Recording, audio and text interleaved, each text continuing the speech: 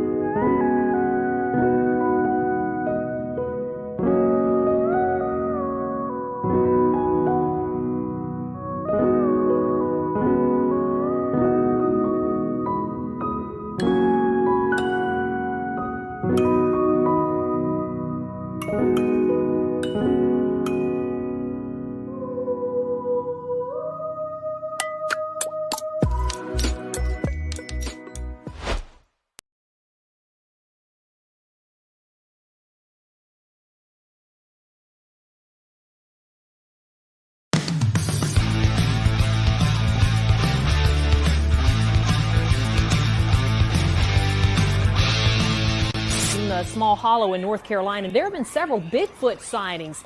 Hunters may need to be on the lookout for something other than deer when they hit the woods this week. He hadn't been spotted recently, but according to these pictures, the legendary Mothman is back. The number of UFO sightings is soaring tenfold over the past 25 years. Now, she's not talking about people. She is talking about ghosts hanging around what some say is a real-life haunted house.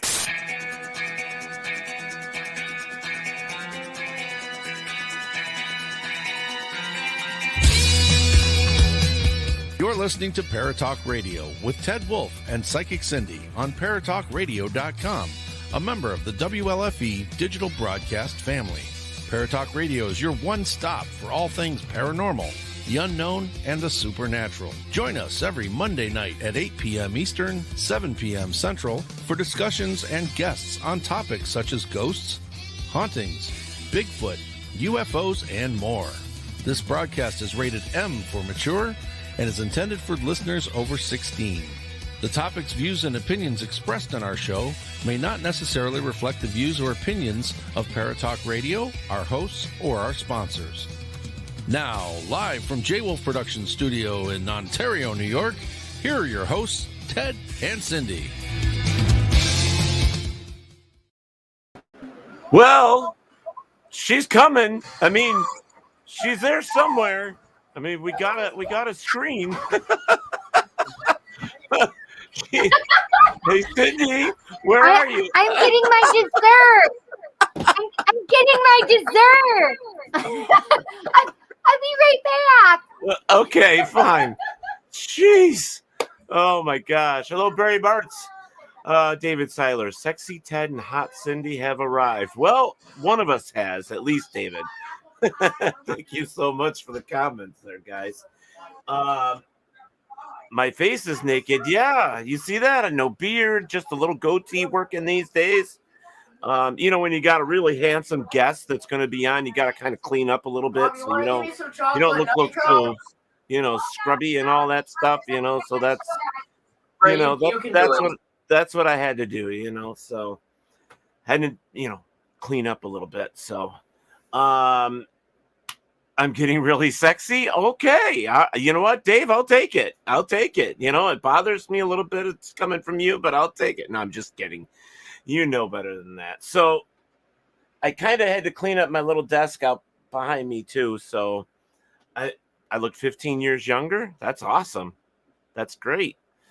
All right. So we have people in there waiting to make comments and stuff like that. I'm waiting for Cindy to come back. But while we're waiting for her, I got to tell you guys that everything for the Rochester Parafest is like, it's coming together really, really well. Oh, hi, Bob.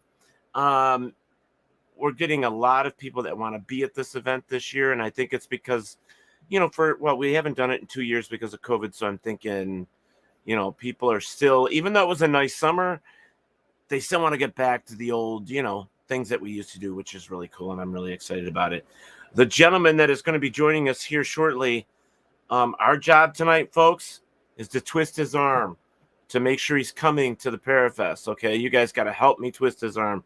I think he's going to come anyways, but I think we're just going to have to make sure we, put that little notch in to make sure he's coming.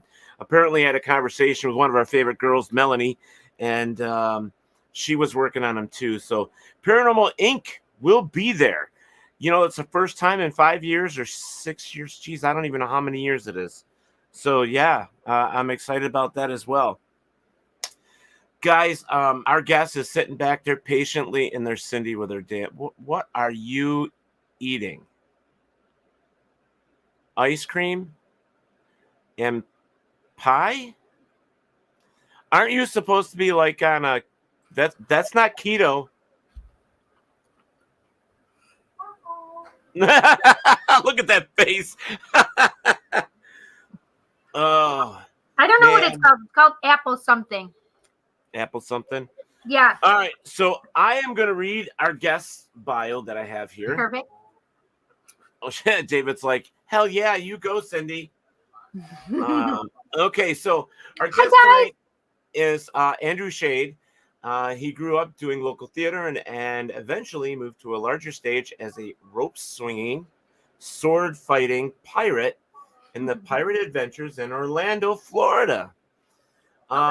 Shortly after, I know, that's like a weird. Hey, Mom, I just wanted to like swing off a rope and. I mean, I don't know. I think that's cool. It's like, yeah, Mom, I want to be like in Peter Pan. I think that would be great. I'd love to do Peter Pan. Hell yeah! Wow, you'd love to do Peter Pan. Ha ha ha ha ha ha. All right, so let me get back onto this. Andrew appeared on the Emmy-winning reality TV series The Amazing Race on CBS. I seen that once. Oh, I loved it. Oh, really? I watched it so many times. I had a hard time getting into that. Anyways, he has appeared in 4 independent films as well as the production of shows like Sordid Lives and The Boys and the Band. Andrew is the author of the critical-acclaimed graphic novel series. I'm going to screw this up. I love it. Monsters Among Us, starring Bigfoot and other cryptids. Ha ha ha. So this is awesome, and I can't wait to get my copy. And has been a panel speaker on the Comic-Cons in Texas, Oregon, and New York City. Oh shit! That's where I'm headed next month. Oh, are you? Nice. Yes. With most of his time, Andrew is the development director at Jesus. To hell with talking today. Arbor Youth Services, a homeless emergency shelter for kids right here in Lexington. Almost like what Krista Cesare does in New York City. Yeah. Almost the same thing. Yeah. He says, I asked him if he had any paranormal experiences and stuff. He says, I don't have specific accounts, but I grew up in Scouts and backpacking and have had an obsession with cryptids since childhood. That's so awesome. I can't wait. If you're ready, I'm ready. I'm just going to eat and talk. How's that? Well, do I have a choice? No. Thanks. All right, everybody, put your hands together for Andrew Shayde. Hey. Hey, how are you? Good. How are Sorry. y'all? Listen, Oh my God. sorry, but I love my dessert, and you can't interrupt my dessert. I'm so jealous. You can't imagine. I was like pretty pumped because I have my wine here, and I thought I was set, and then I saw your ice cream and pie, and I was like, well, damn it, she beat me. I sure did, because I can't drink what you're eating. I can't drink what you're drinking because I will literally have an allergic reaction. Oh, dang. And I'm drinking McDonald's unsweet tea. Hey, yeah, everybody's got your thing. We're all set now to eat, drink, and be merry. You know, the first damn question. I think I win, though. Yeah, I guess you do too. The first question I have is pirates swinging from a rope. Yeah. I grew up doing theater. I was kind of like this. Okay, so you grow up like as an athlete or as a theater kid or as a scout. I was kind of all of those. I was a nationally competitive cheerleader for 14 years, all the way through college. Awesome. I was in scouts. I was in scouts growing up. I was in another version of scouts at my church, which is kind of like, it was like a faith-based Boy Scouts. Okay. So backpacking, camping, hunting with my dad, and also did theater. So I just want to say, when I did Naked and Afraid, I am really an advocate up front that I was a Boy Scout first. I don't want people to think, oh, he did theater, he just did Naked and Afraid to be on TV. That is not the case. I'm an outdoors kid, always have been. I'm the kind that my parents kicked us out after breakfast. We had woods behind our house, and I'd disappear for 12 hours until they rang the giant door or the giant bell on our deck. And that was our signal to come home, because we could hear that hear the bell for about 3 miles. And so I grew up, with catching crawdads and all that behind my house. But yes, I also do theater and have done some little independent films. We have that in common, my friend. We are thespians. Yes. Yeah. That makes it sound so fancy. Yeah. Well, see, I got something in common with them too. That's the way we were raised. You just go out, get out of the house, and then me too. We went fishing, we went, hiking, well, in our older years, we got my stepbrother Fish out there, and we were chasing coyotes with baseball bats. We thought that was fun. I love it. I love scary, crazy, but it's fun. I am a big horror movie fan, so I love all the scary movies. Me too. And I always watch movies like It, and I always related to Bill. He was kind of the ringleader of his little friends, or Mikey from the Goonies. I'm like, that's me. Like, I was that kid in my neighborhood. All right, guys, we're going out in the woods today. You bring the bucket. You get your fishing net. You bring snacks. I'm going to bring this. And all the neighborhood kids were just like, all right, let's do it. And we just went out all day and had our adventures in the woods. And that is crazy. That is so much fun. You sound like a riot. You sound like a major riot. I think we're gonna have fun tonight, folks. I really do. And you're adorable. And I found out that my little cup here holds an entire bottle of wine. So stick around. We're gonna have some pair of fun tonight. That's right. Oh man.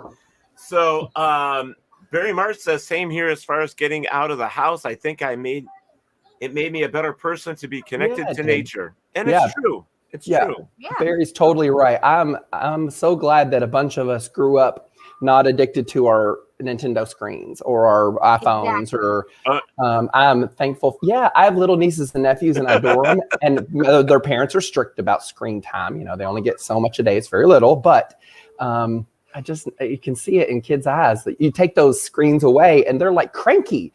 It's like almost like taking drugs away from someone with addiction. Like it's like they like get enraged, when you take that away. I just grounded my son, who is 16. He has not had his phone or any video games in at least a week now. Yeah. Bad mommy. No, that's good. That's a good mommy. Have you seen those? Cindy, have you seen those clips on like YouTube where the dad is really frustrated with his teenage son and they film it and they like, there was one, he put all his Nintendo games on the lawn and ran over them with the lawnmower. And I'm like, that's the kind of dad that I would be. Oh God, man. yeah. Yes, I remember seeing that. Yeah. That was almost me. Yeah. Seriously. I totally get it. You know, it's weird. I'm going to be honest. I'm guilty. I'm on my phone. I use social media a lot. I use it for work. I use it for my personal life. Yes, me too. And I noticed one thing on Naked and Afraid when I went out into Africa. I was like, whoa, I'm turning my phone off and giving it away while I'm out in the wild. And it wasn't until like day 8 or day 9, my partner Elizabeth said while we were just sitting in our shelter, she goes, do you miss your phone?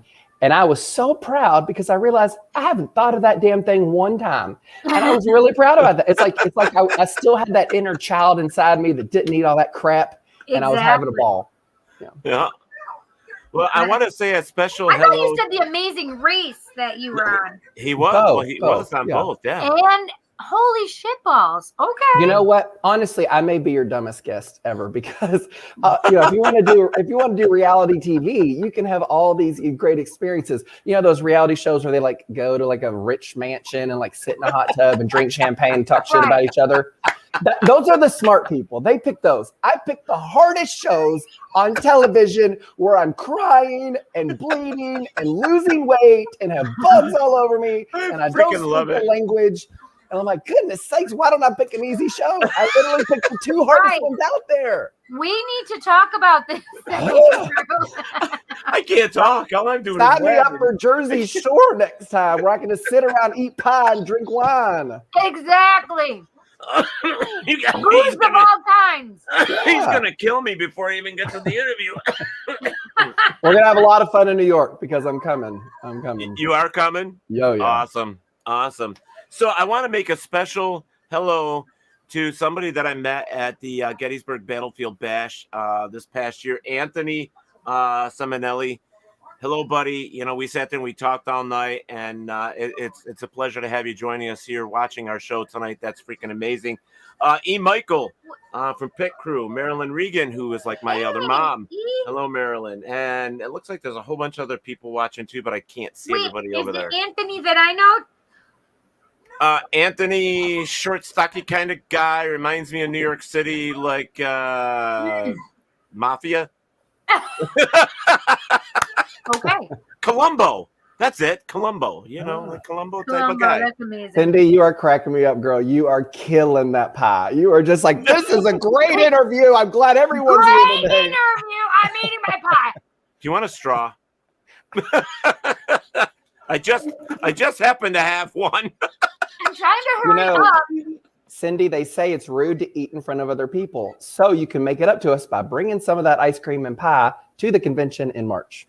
There you go. Yeah. Me and Ted decided that's what you got to do. Yeah. Yep. Listen, Yep. I'm going I don't to do New York apple pie, Comic-Con though. next month. So if anybody wants to meet me there. You're going where?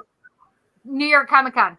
Oh, I spoke there right before COVID, Comic-Con 2019. I was on 2 panels there talking about comic books and what it's like to be on a reality television and put your life in front of the public. It was so incredible. That event is absolutely insane. So I've been to San Diego Comic-Con 3 times, and it is insane. I can only imagine. So I've heard that New York has surpassed San Diego as far as more people. I was just going to say that. Yeah. So I'm dying to go. And this isn't even going to be anywhere near what it normally is. And I know that. You'll love it. They do such a good job.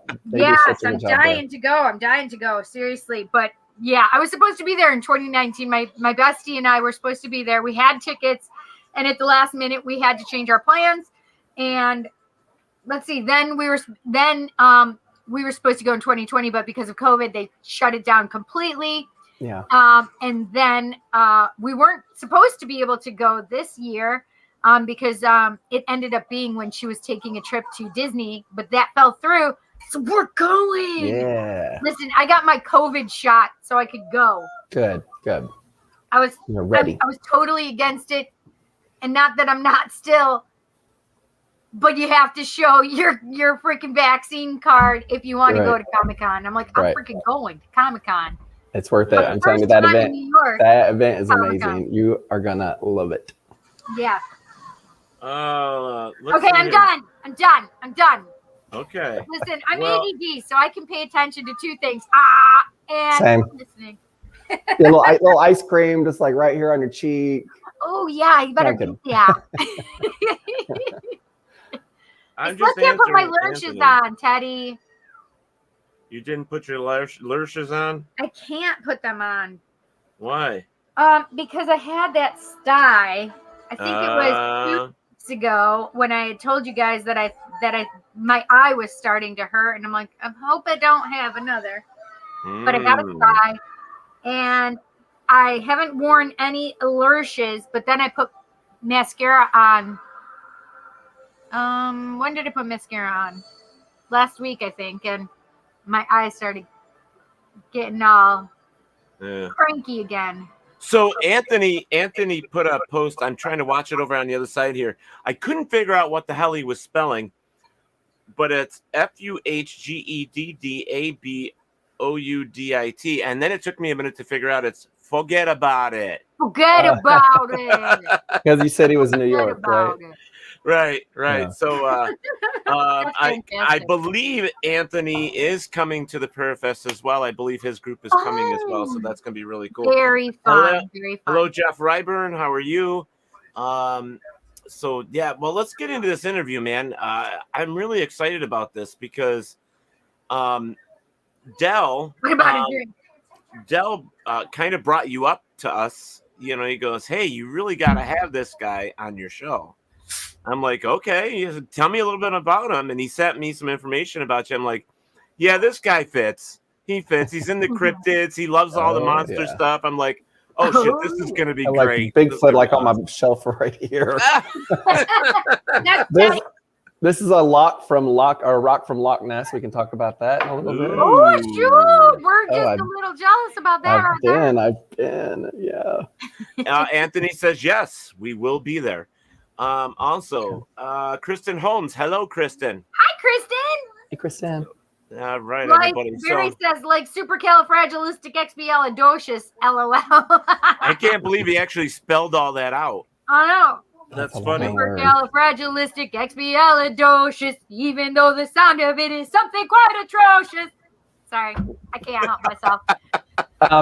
If you're just tuning in, tonight's episode is a musical. Exactly. I've written a very strong lament about Bigfoot. I will sing here in a few minutes. Every Monday is a musical bout of some type because Cindy and I both think in lyrics a lot. She is more than myself, but it's amazing. I think in lyrics. You say something and I'm just going to bust into song. So please forgive me if I do it. But I'm sorry. I'm not sorry. I cheated. I Googled it, copied, and pasted it here. That's the way to do it, Barry. That's cheating, Barry. You suck. Anyways, no, that's the smart, intelligent way, Barry. Well, I just go supercalifragilistic, literally spelling it like that. Jerry Shepard. Whoa. So I wanted to say to Andrew, if you look behind me, I know I'm into monsters too. Like there's Godzillas and Mecha Godzillas. And yes. Oh no, that is my thing. Yeah. You and I are friends already. As a kid, I had all the Godzilla movies on VHS. I got them all. Not the new ones, clearly, because they'd like the old classic ones. I love them. Oh, I got all of them. Plus, I have a shelf of Bigfoot, the Yeti, the Mothman, Wolfman. I get so much. All characters in my comic books, by the way. Oh, awesome! Awesome. Mine would be I have a Conan O'Brien. I have Conan O'Brien. No, it's from the Conan O'Brien show. Yeah, I'm like. But hang on, I was telling you my collectible things. What are those pops? Right? That's Conan O'Brien, also a popular cryptid. Conan. And I have Wonder Woman pop, and let's see, and I have Dragon Ball Z. What's his name? in a little guy. I have comic. I have a lot of Funko Pops. I collected every hero that is in the final battle of Avengers Endgame. So I have all of them. And Thanos is standing in the middle. Oh my God. And in my bookshelves, all my favorite movies, I have one character from all my like top 10 or 15 favorite movies. So I have Bill from It Chapter 1 and 2. I have Mikey from Goonies. I have King Kong from the King Kong films. Like, so I have Alien, Alien from Alien. So I have, so if you open up, not only do I have the movies, there's like the little Funko Pop right next to it. That's cool as shit. That's amazing. Cool. I have adults over to my house and they're like, oh my God. But my little nieces and nephew come over and they think I'm super rad. That's right. Yep. They think you're cool as shit. Yep. Yeah. Listen, Exactly. so the things that are next to me that I collect, tarot and oracle cards. I love it. Yeah, I think we counted them one day. She's got almost 90 of them or something. I think I'm up to, well, I think it's probably like 70 to 80. Cindy, I'll tell you, comic book world, there's an incredible artist named Joe Phillips. He's super well known in the comic book industry, and he did his own set of tarot cards, and they're all these sexy guys. Google it. Joe Phillips tarot cards. You've got to have them. They're absolutely amazing. I've met him. He is fantastic. We may do a project in the future. Joe Phillips. He's an amazing, amazing artist. Oh, man. You said Joe Phillips? Yep.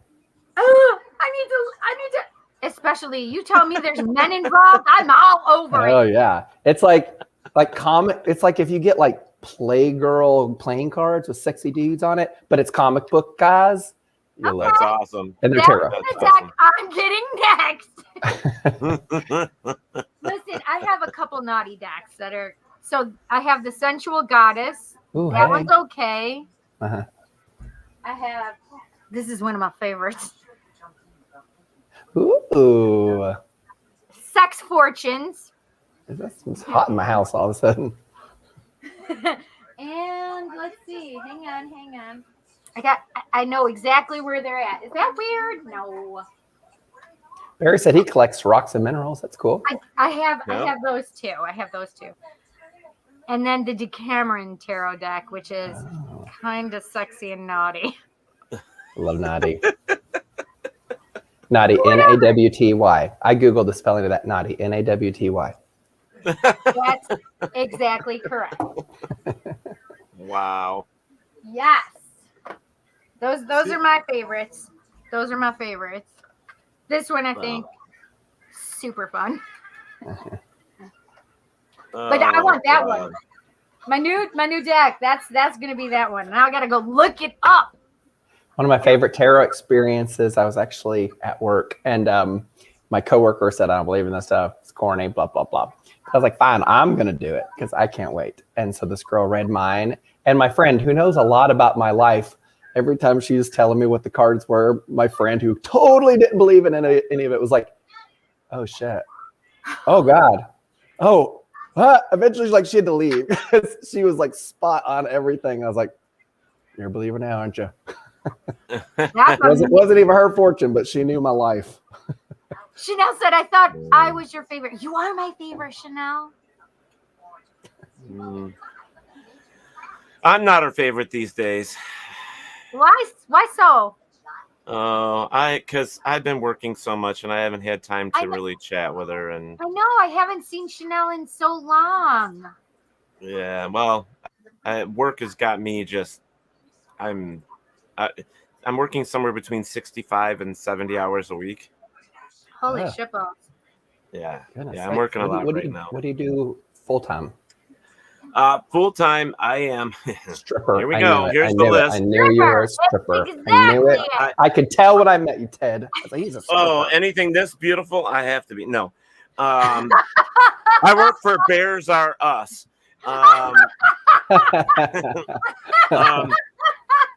You know, the thing is like all the bears. I do not like them. I want all the bears. Trust me, I do. I want them all. They're all mine. They're all mine.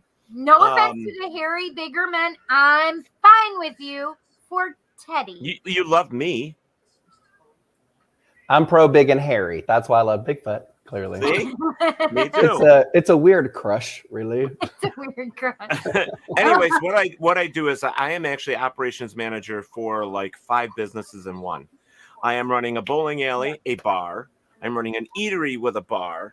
I'm also running a courtyard for outside entertainment and community groups, theaters, stuff like that.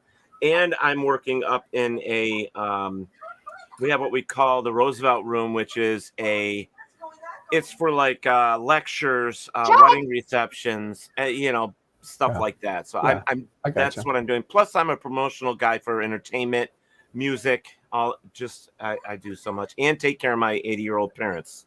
So. I do a lot. Yeah. But I want to talk about this. Yeah. Wow. I recognize that book. Dressed on her. Yeah, she's. Is it weird that I looked at the girl first? She's voluptuous. No, my eyes went to Bigfoot first, so that's fine. Yeah. But Bigfoot. That was Mothman in the top right corner. I try to put a little different spin on him, make him a little bit more human. He has an interesting backstory, I think. Cool. Lizard Man is an urban legend from South Carolina, swamps in South Carolina. Yeah. And that is the Chupacabra, the little blue guy in the bottom. Blue guy? Oh, yeah. That's cool. And she's a witch, an elemental witch, and Bigfoot. So they're this kind of this hodgepodge group of interesting characters. Oh my God, is that me that you made? That's totally, yes. Yes, I told my artist to base his character off you. Yeah. Perfect. Yeah, and that's me behind you. Yeah. And I'm Mothman back there with the denim jacket, flittering around. I see you. It's funny. Monsters Among Us, this series was my first comic book series that got published, and it was the first series where I got to pick start to finish what I wanted to make, what story I wanted to tell, what characters I wanted to have. And so that's why I did Urban Legends. I am a super fan of shows like Monster Quest and Bigfoot Hunters and a lot of these shows. So I took those characters that I loved and I wanted to see what would happen if they were all together in the same place at the same time. And these urban legends are basically being hunted and they have to team up for survival. Superhero movie, but with monsters. Exactly. This is something that... people always say, do you want your comic book to be made into a movie? I'm like, yes, but I would want Guillermo del Toro to make it. Someone that would look at it in a different way than, say, a Marvel film, which I love. I'm obsessed with Marvel. I'm not dogging it. But, I am obsessed with Marvel. I have to cross universes with my Wonder Woman. I'm with you. I never grew up as a DC guy. I grew up as a Marvel kid, but I think the DC movies are so fun. So I like them both. I like them all. I like my Godzilla movies, especially I love the new ones that just came out. I love the new ones. I have them all on Blu-ray. I'm a super fan of those as well. So, Barry, thank you. I will say that when this book came out, one artist did the first 4 issues, and then the first four books were bound together as one graphic novel. So that was one complete story. Yeah. And then we had a couple of artists who messaged my publisher and said, I want to just do a specialty cover. And that happens fairly often in the comic book world. Mm-hmm. And so this one artist did this amazing cover, which I love. It's the characters in glass. Bigfoot is breaking out of his enclosure, which happens in the first book. But I got a lot of grief from the Bigfoot community because in this image, Bigfoot has sharp talon-like claws. Oh, yeah. And so, although I did not designate Bigfoot with big talon claws, the artist made that. I didn't fight him on it because I thought he was such an incredible artist and I love this piece. I didn't feel like I had a name to push back to fix it.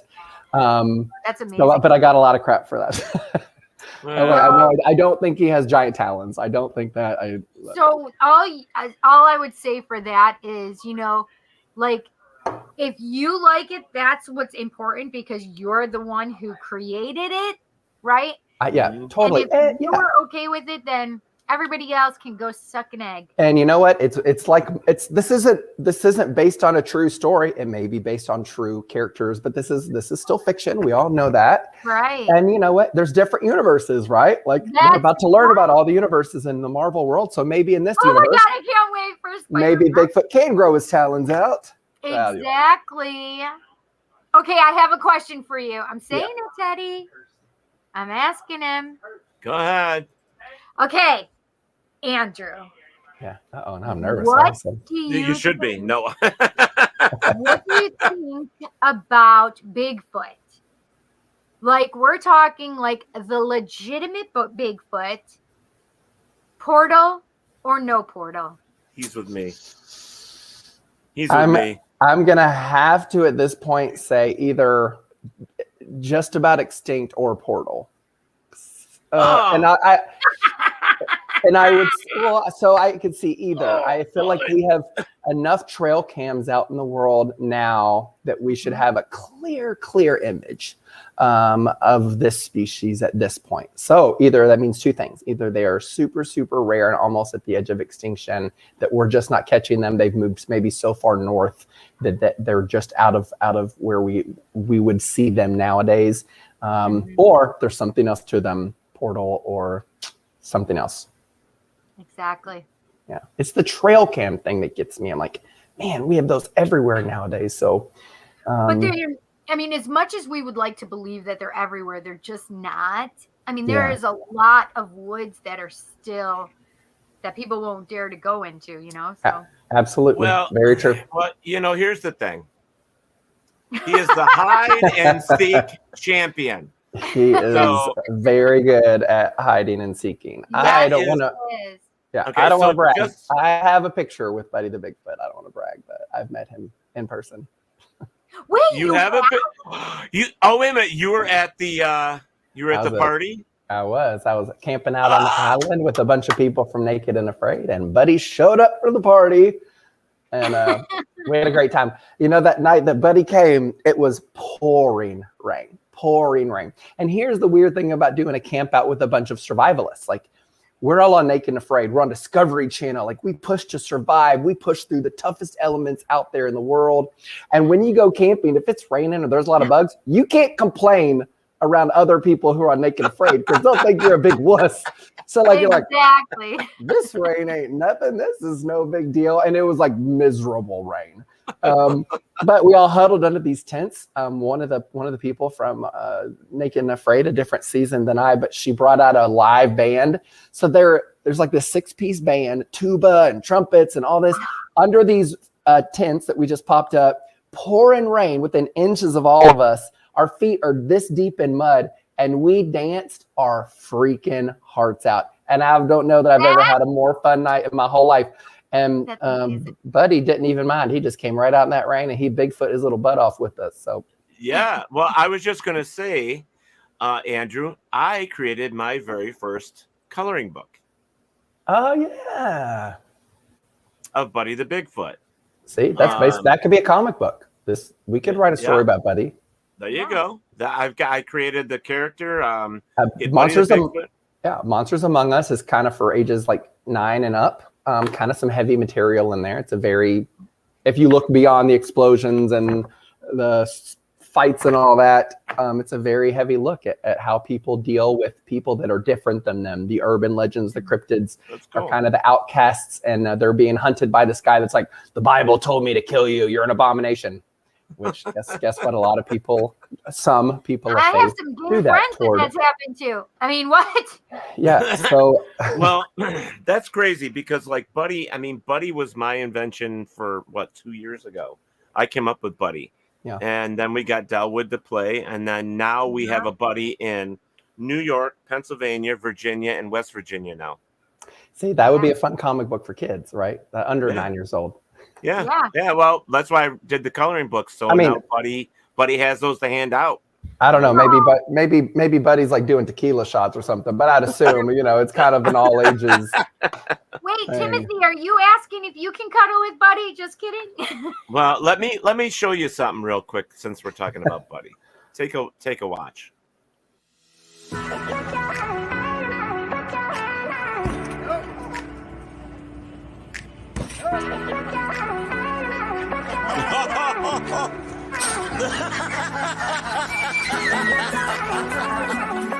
Try again, buddy. Try again. Yay!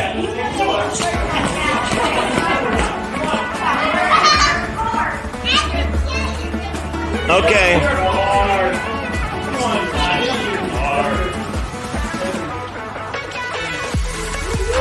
Oh yeah, good job. Oh.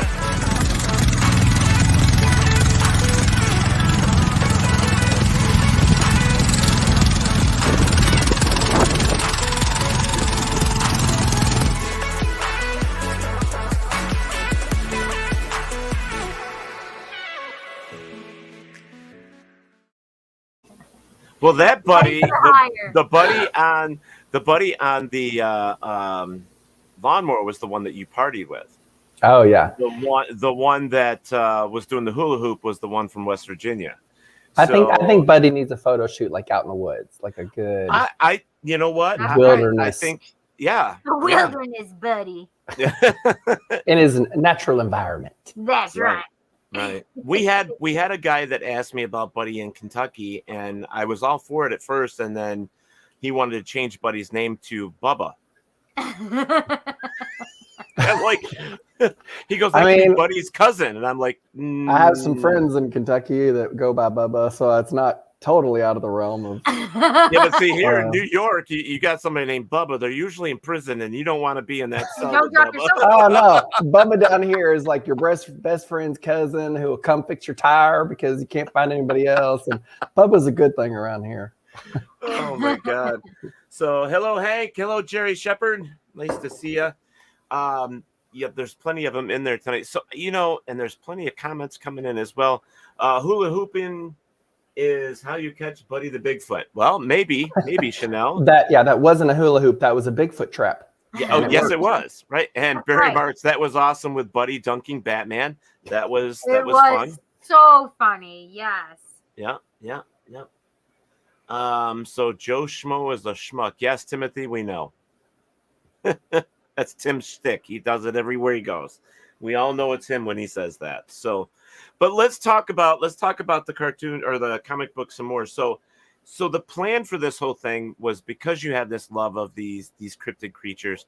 Now, is this something that's going to keep expanding and keep going, and you're going to have more and more and more as we go along? It is, yeah. So I did Monsters Among Us. It's been out for a couple of years now. I've been writing other series that have been published since. Space Force Stormy Daniels, which is kind of political satire. Mm-hmm. I have a series coming out soon that I've been co-writing. I've written a few issues. Some other writers have written other issues called The Bold and the Brave coming out soon. And I just finished a series called Juliet and Romeo. And it's as if Romeo and Juliet didn't die 800 years ago in a crypt. They survived. They're still here to this day. And what happens to them kind of beyond the grave. And so it's been fun to get to branch out. But Monsters Among Us, that's my heart, because it was my first series. And it was literally some of the other concepts, Space Force and Juliet and Romeo, those were given to me by my publisher. But Monsters Among Us, I got to just make from scratch. And what story do I want to tell? Who do I want to see in it? What do I want to see happen? That's Loch Ness awesome. Monster makes a cameo. Going to Loch Ness was on my bucket list my entire life. I got to go last fall, actually during COVID. I was supposed to have a London trip, and because of COVID, I was like, maybe I should stay out of the big cities. So I flew into Manchester, England instead, and I spent one of my days. Stayed in some little tiny villages in the Lake District, which is absolutely gorgeous, and you can absolutely believe there's magic there. But I spent a day and drove up to Loch Ness and put my feet in the water and took a couple rocks home. And this is going to sound super weird. I even drank a little bit of the lake water because I thought there was freaking magic here. And I want a piece of it. And I told my sister that. She's like, Andrew, I know you're the weird kid and you write comic books and all that, but now you're super weird. I was like, I know. I drank lake water. That's all right. And you got a stone to show us. Yeah, I got some rocks and I have them on my bookshelf. Yeah. That's cool. That's very cool. Yeah. I didn't see Nessie. I tried really hard. I felt like because I put her in my comic book, she would show herself to me and I'd hug her big old head. I thought we'd have some connection. I just set myself up for that. And I didn't see her, but I could feel her. That's right. There you go. She was there. There you go. Yeah. So let's skip back a little bit and let's go to The Amazing Race. Mm-hmm.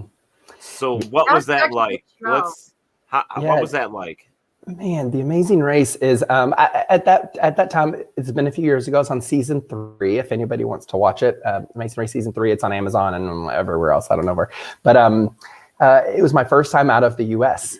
So not only was I young, I was in college, thought I knew everything. Who was your partner? My dad, my Southern Baptist dad. I'm his liberal college cheerleader gay son, so that's why the CBS picked us. But here I am, like, just this bouncy little ADHD college cheerleader. I'm like, I'm going outside the U.S. for the first time. I didn't speak another language. I could barely read a map. I was like, what the hell did I sign up for? But The Amazing Race it was incredible because I did, for the first time, I went to Mexico and Spain, England, Scotland, Portugal. And if anything, it solidified the relationship between my dad and I. And that wasn't put on for the show. We just had an awkward relationship at the time. I was in college. We didn't talk and see each other very much. And for a while we were doing the race, we had to spend all day, every second together for a long period of time while we were racing around the world. And so it just kind of made us become buddies, whereas we had always been, just like him telling me what to do and me fighting him on it. And boy, do I know that. Yeah. So that was cool. And if anything, another great benefit of doing The Amazing Race is as young, but I came home and I was like, you know what? I just did that. I can do anything now. I went to a country I didn't know. I didn't know the language. I couldn't read the street signs. I didn't know if I was going to have money. But I figured it out. I stayed calm and I figured it out. And so when you can come home from an experience like that, like, it just takes away the fear. So going to Africa on Naked and Afraid, years and years later, that just aired a few months ago. I think that helped. Like, I was like, I'm not afraid of Africa. I'm not afraid of anything anymore. So that was incredible. And that's impacted my life forever. Yeah. What an amazing, realization, right? It's a great epiphany. Like when you can realize that you have overcome something so huge and momentous, and just realize that nothing's got you down. I think a lot of people are really held back from that fear of the unknown, whether it's traveling or backpacking or camping or going on a Bigfoot hunt or the paranormal investigation, whatever it is, whatever you think about you want to do. People are like, I've never done it. I don't know how to do it. So they just don't.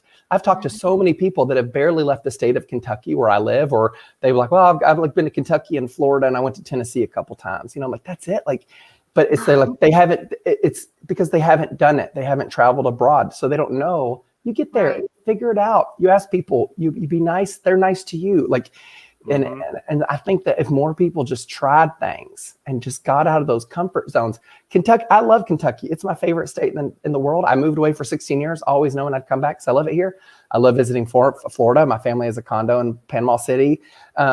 But I don't want to just see those two places. I want to see all kinds of other spots, And I want to see scary things, and I want to feel excited, and I want to feel afraid, and I want to feel nervous, and I want to see a baboon scratch his butt. I want to do all these other things. And so many people, they get their 3 little bubbles, right? Like my friends, I'll go to Cedar Point in Ohio, I'll go to Kentucky, and I'll go to Orlando, but I'm like, branch out, man, be brave, branch out. Once you do it once, or once you do a backpacking trip for 4 days that you've never done, once you do it once, you're like, okay, I got it. I learned, and you will learn so much so fast. Naked and Afraid, man, I grew up backpacking, camping, hiking as a scout.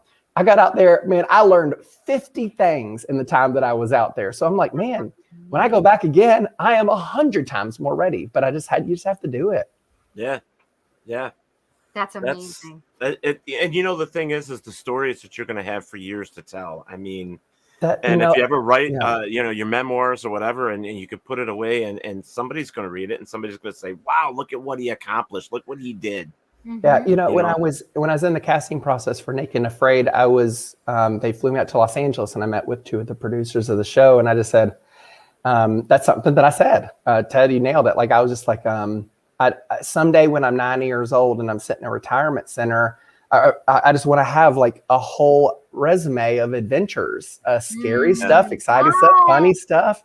Yep. And I'm not going to sit in my retirement center when I'm 90 years old and say, well, for this one 4-day weekend, I Netflixed 14 shows. I'm just not going to remember that.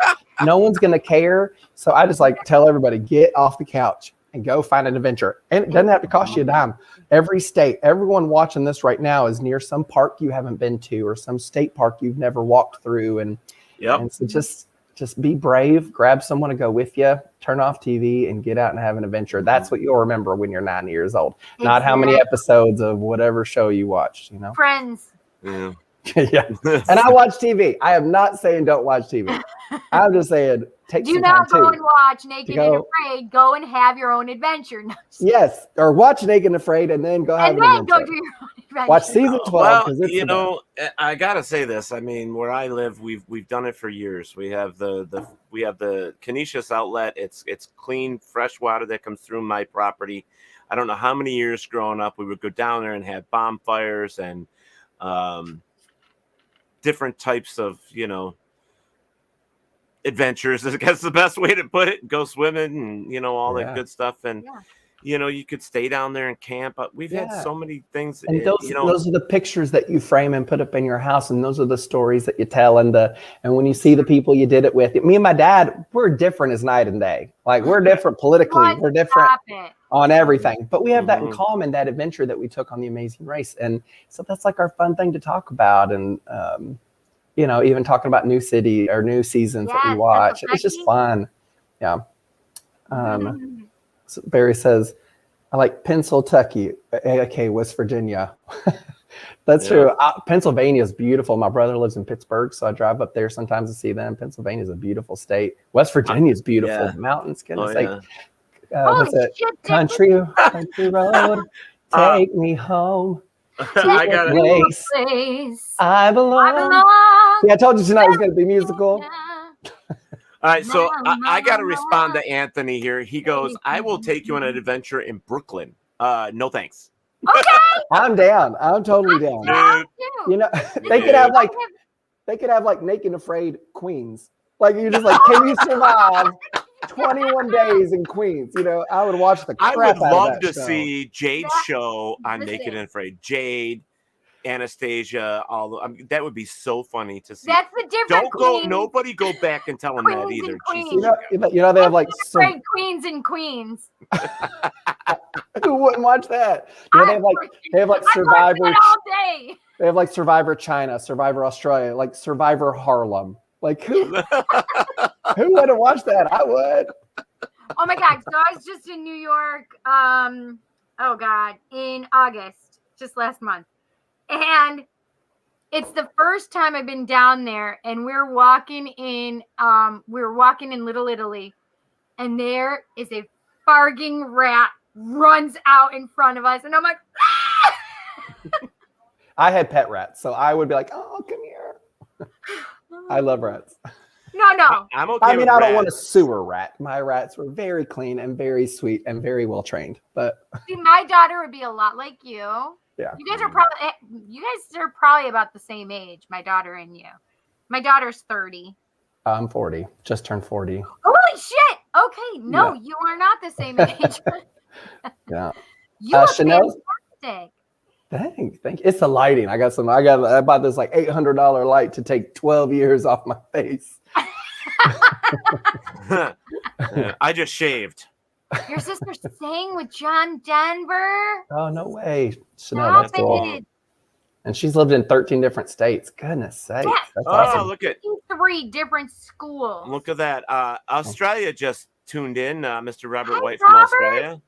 Not home, but watching via phone. Well, thank you, Robert, for checking it out. Robert, what you up to? Australia's on my bucket list. Gotta go. Mine too.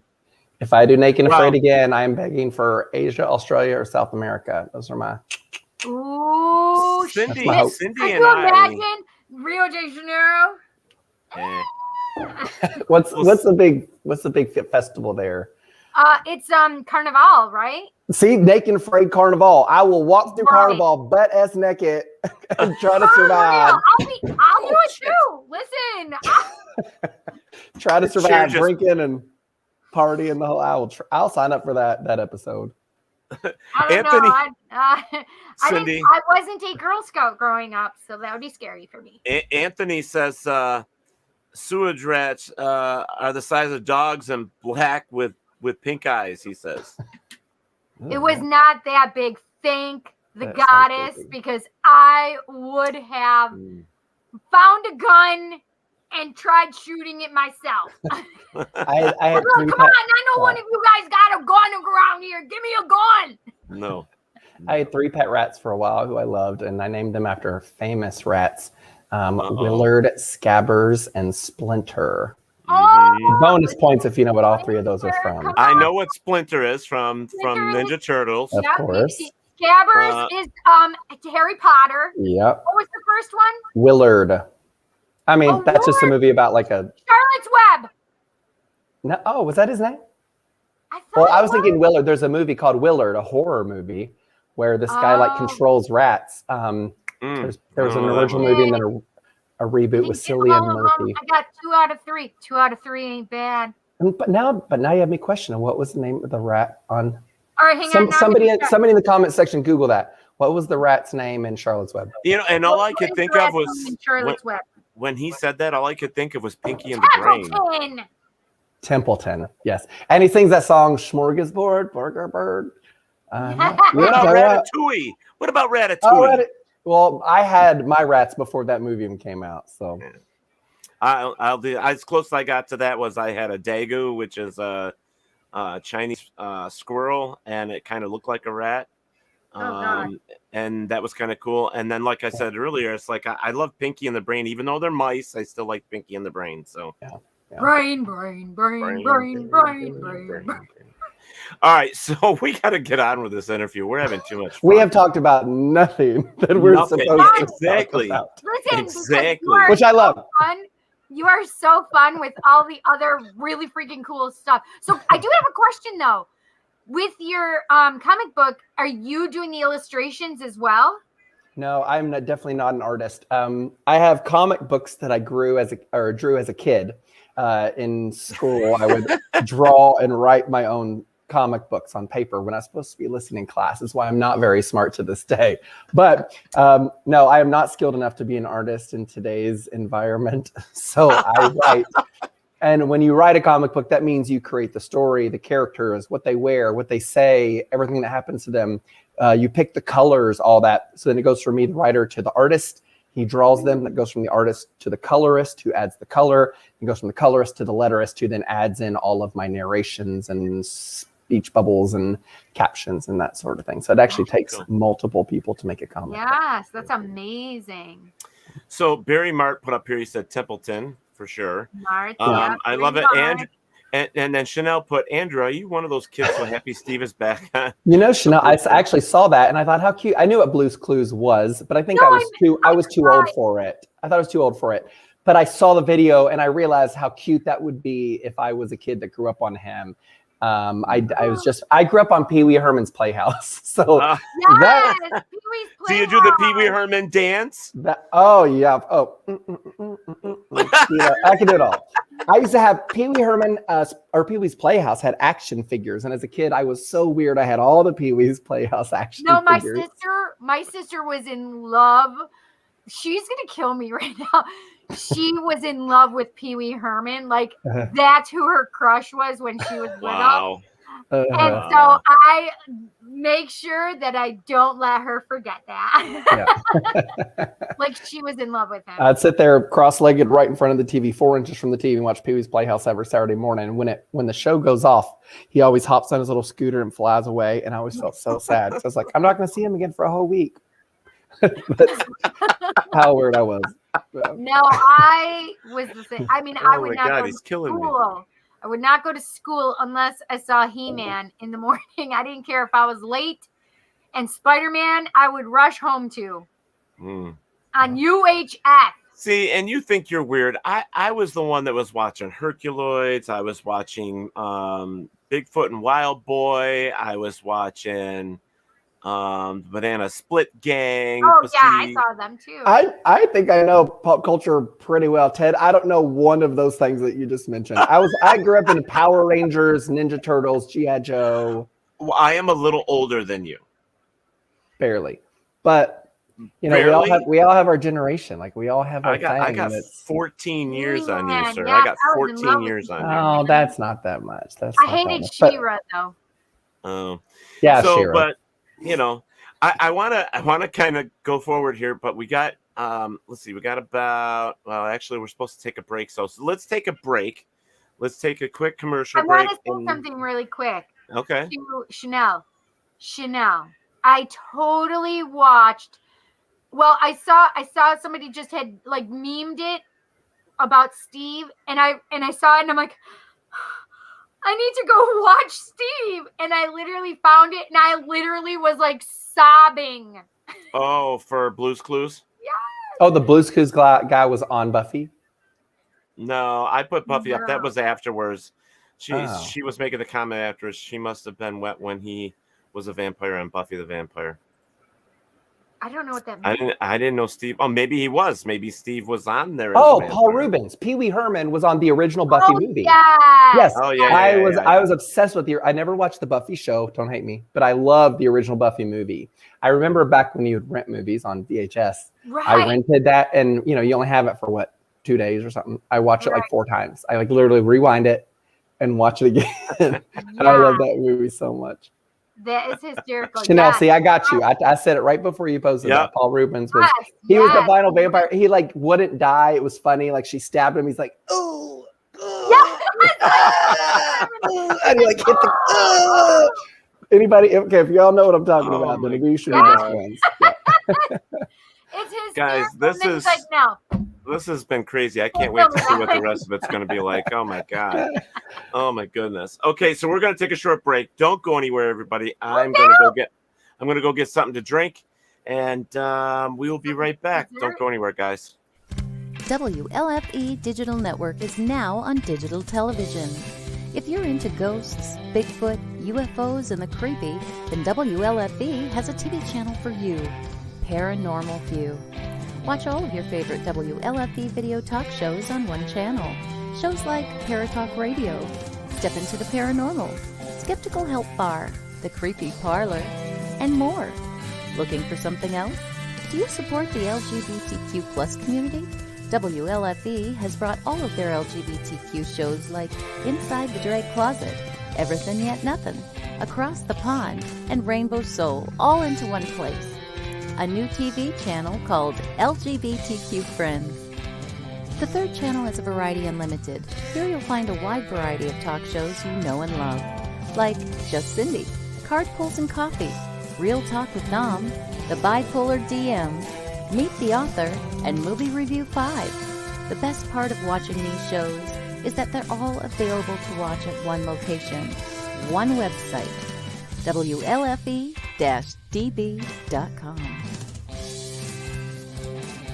You are listening to WLFE-DBradio.com, where our shows are your shows.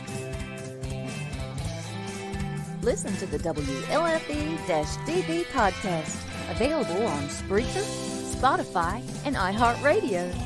Check out shows like Paratalkradio, Inside the Drag Closet, and Step Into the Paranormal. Now, on to your favorite podcast app. This is Dominic Santasero with Real Talk with Dom. You are listening to WLFE-DBradio.com, where our shows are your shows. Hey guys and dolls, this is Casey DeVille, the better half of DeVille Inc., Baltimore, Maryland. If you're ever in Baltimore, stop in and see me and Tony. Invisible Bree, 5920 Eastern Avenue, Baltimore, Maryland, 21224. Give us a call if you're in the area, 410-400-9641, or look us up on the web at DeVilleInc.com. DeVille Inc., where we specialize in you.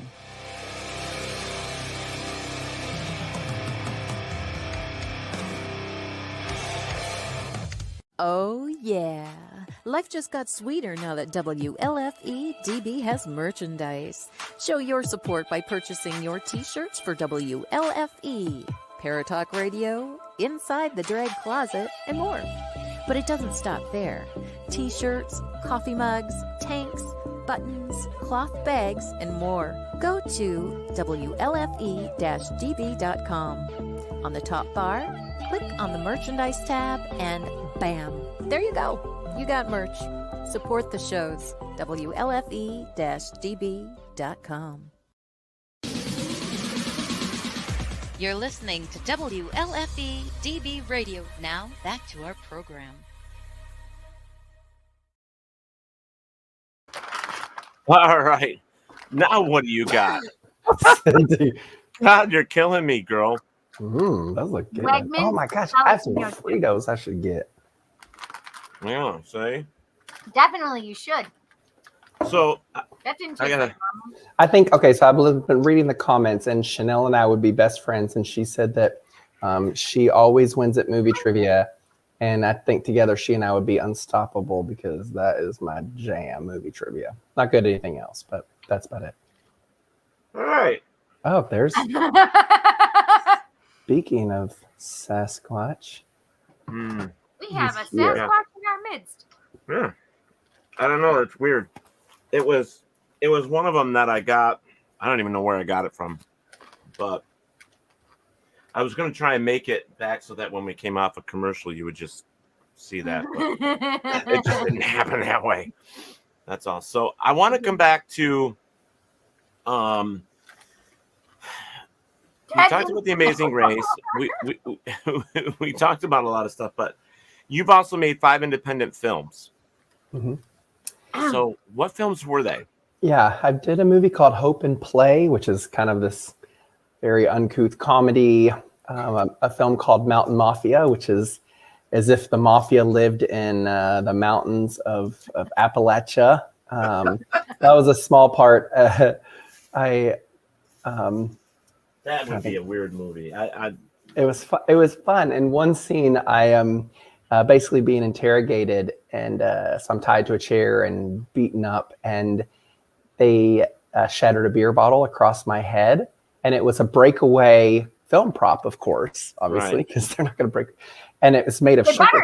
It's made of sugar crystal, which I thought was interesting. And so take after take after take, this like half full beer bottle is shattered across my head. And there's no stunt doubles. And I had the most fun doing it because, of course, it broke. It didn't hurt. And that was such a fun scene. And you got to eat it afterwards. Yeah. Yep. And yeah, you could have. Yeah. And I was in a film called Into the Woods, not the musical that most people know. This was a horror film. And I'm filming a new one that's currently filming. I'm filming a role in Window with a View, which is locally produced here in Kentucky, and it's a paranormal horror film. And I'm playing an investigator in that film. It's the script kind of reminds me of like Orphanage. If you've seen that horror film, it was a really good one by the guy that's doing the new Jurassic World movies. Oh, I know his name, but now that I'm on camera, I'm blanking. Yeah. So much Spanish guy. Anyways, it's just something like that. It's very creepy and eerie, but also fun. And so I'll be filming that here in about a month or so. That's fun. I just want to say real quick hi to Gina Bengston, who is part of the Fox. Oh God, she's gonna kill me now. I can't remember what her show is. Little Fox babies. No, Gina and Jesus, I just drew a blank. I'm sorry, Gina. Kick my ass at the convention. I can't remember now. Oh my God, the Fox Den. How did I forget that? Fox Den. What is it? The Fox Den. It's with Mama D and Gina. Oh, is that hot? Is that hot? That's what you get for eating online. Bet you wish you had your ice cream now, Cindy. Yeah. So Chanel put on their Planet of the Apes reject. Oh. And Robert White said Ted got an instant makeover. Yep. Yeah, you told us that you trimmed up, you shaved a little bit, and then you put all the hair back on with your mask. Yeah. And Anthony was made a comment about the whole rat thing. He wanted to throw his 2 cents in there. Ben, remember Ben? Yes. Michael Ben. Jackson's Ben. Jalapeno flavored cheese. Actually, Andrew was stumped. Ben. I'm stumped. He sang the song about Ben being his best friend, and it was a rat. Michael Jackson did. Yep. Well, I'm going to Google it as soon as we get off of this. I don't know it. What? I'm embarrassed. Wow. I don't know it. Dang. Yeah, Ben was a big song. Oh, thanks, Bill. That has a lot of ass. I want to know where Robert White is from, because your spelling of jalapeno and flavored is beautiful, and I'm guessing you're not. Oh, Australia, of course. Australia. I love it. Yep. He actually has a show that he's been telling us for 6 months is going to be joining our network, but we still haven't seen anything from him. So it's, what is it? Rocks by Rob. Rocks by Rob. He does different types of jewels and gems and rocks and stones. Oh, cool. Yep. Yeah. I thought his best friend was a rat, not a mouse. I thought it was a rat. We're going to have to Google that in a bit. Is she talking about Mickey Mouse? He was in an Epcot show, Captain EO. Hey, Minnie. That's pretty good. That's great. Sorry. His dad stepped on it and killed it, she said. Oh. That's sad. Bummer. All right, so I want to go back a little further now. We're going to go back when you were doing the cheerleading. We also cheerleader for over 12 years. You're nationally competitive cheerleader. Yeah, that was my life all through high school, college, and just beyond. Competitive cheerleading. I absolutely loved it. 2004 national champion.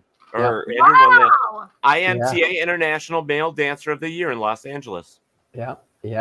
I loved it. Those are great days. I was on ESPN a couple times with my squad, and so cheerleading is a blood sport here in Kentucky. It's very competitive. And really? Sounds like Spoons here. Spoons is a blood sport. Yeah. I've broken both my hands, most of all my fingers over the years cheerleading, and wow. Actually, I was 38 when I filmed, but they really loved the cheerleader thing. So they wanted me to do some tumbling in my audition video, and they brought it up on the episode. I was on Naked and Afraid season 12, episode 10. Everybody go watch. But they brought it up in kind of my intro when people were riding the truck into Africa and we're getting ready to get off and take our clothes off and go live in the wild. Andrew was a cheerleader, and I kept telling the producers, I was like, I was a cheerleader 16 years ago. Yes, it was a long time. I loved it. I'm still proud of it, but I'm not a cheerleader anymore. Like, no, do a cheer. Usually you could just do a cheer. I'm like, I'm not gonna do a cheer because I don't want to be that guy that's like clinging to your heyday. Like you're 50, like I was a quarterback and I caught this pass and everybody remembers it. I don't want to be that guy. But they loved it, and it's fine. It is something that I'm proud of. They weren't making anything up. They just want me to talk about it. I just kept saying it was a really long time ago. But this is crazy. Now Chanel's talking about her cheerleader in high school. She beat her up. She deserved it. She put glue in my hair, she said. Oh, well, Chanel, I'll tell you this. In Kentucky, cheerleading is very competitive. So competitive that you don't get the jerks. You get really dedicated people who are really dedicated to their sport or their craft because you have to be that good to make the teams around here. So most of the girls that I graduated or that I cheered with were like 4.0 students, incredibly kind people, very focused on academics and all this. Wow. So I hate when I hear those cheerleader stories. The cheerleaders were mean. My cheerleaders that I cheered with for years and years and years were some of the best, smartest, toughest, strongest go-getters that would have defended you. So please don't let that skew your view of all cheerleaders. I don't know about that was my public service announcement for the night. I have more of the same kind of memories as Chanel, like the just nasty bitches. Oh, right? I hate that. I swear, up here in high school that I can remember for football, cheerleaders were always stuck up. They thought they dated like the prettiest boys. Well, we did do that, okay? Yeah, but I mean, all that stuff. This one goes out to you, Cindy from Barry. Okay, I finished out the tortilla chips and washed my hands. I'm ready to go now. I know I gotta wash mine because we know Teddy how crazy I am when I have stuff on my hands? There you go. She said she was on her Facebook account and said sorry years later, so that's good. Oh, that's so nice. Did you apologize for beating her up, though, Chanel? We all grow. We all learn. We all did things we regret as kids. We learn better. Right. That's right. So I want to say hi to Samantha Wells and Mike Warren for popping in over here as well. I've only got Paratalk up and mine up. I don't see WLFE. I don't see the other two pages. I can't see the YouTube pages or the Twitter Periscope pages. So, guys, I'm sorry if I don't see your name and say hi. It's because I can't see you. It just says you have this many viewers. That's all it says. Okay, I've done a lot of podcasts, but your all's commenters are the best. Like, I know, aren't they fantastic? Bill, Chanel, Barry, all y'all are. I've never These guys been in a are podcast nuts. where everything is so funny.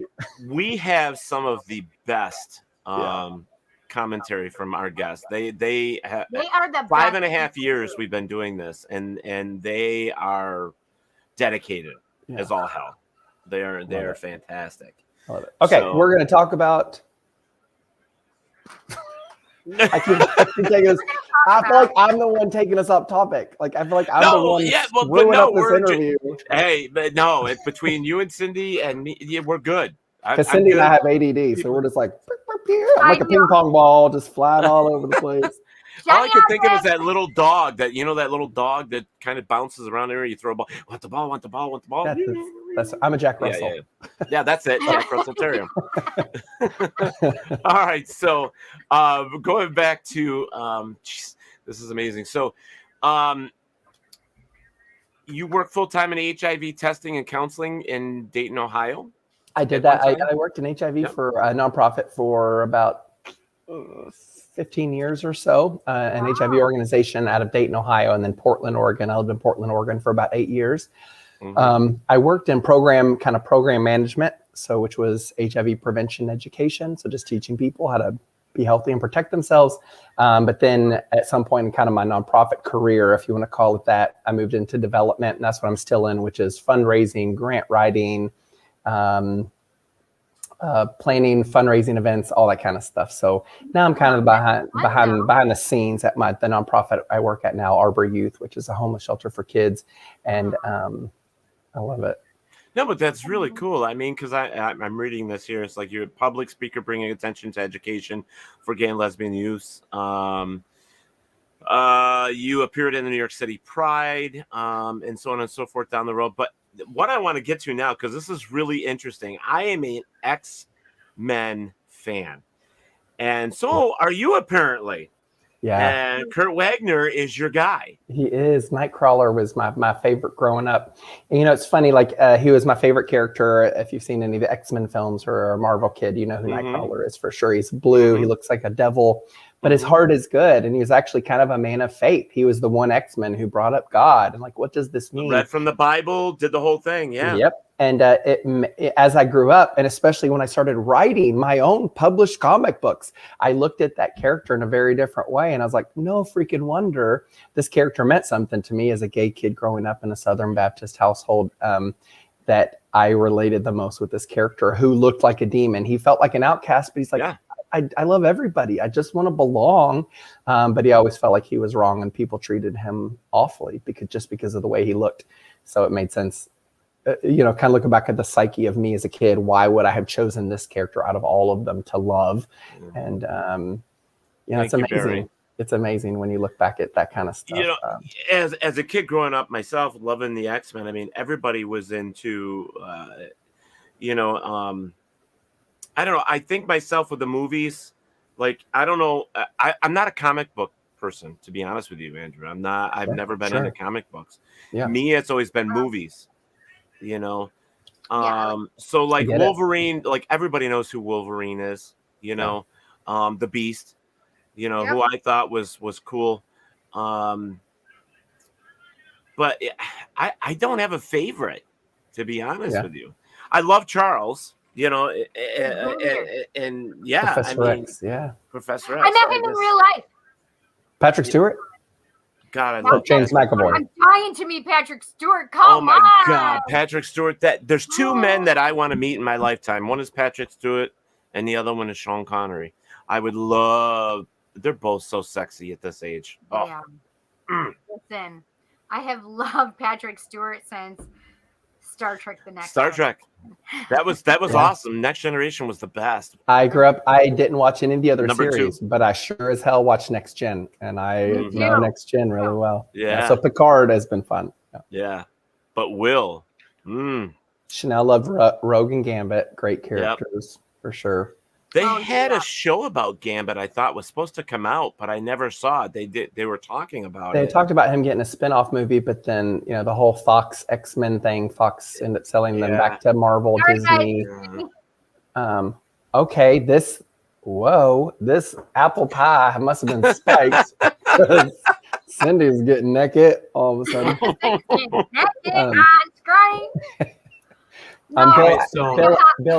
Bill asked, was it hard growing up in a Southern Baptist environment? And I will say, I was wondering the same thing. Definitely tough moments. A lot of fear. Like I thought, if I come out, my family's going to kick me out of the family, and I had a lot of these huge fears. And luckily that didn't happen. But I also, I did. I came out when I was 17. I was still in high school, just about to start my senior year of high school. Hot flashes. But that was terrifying. Chips too. Spicy.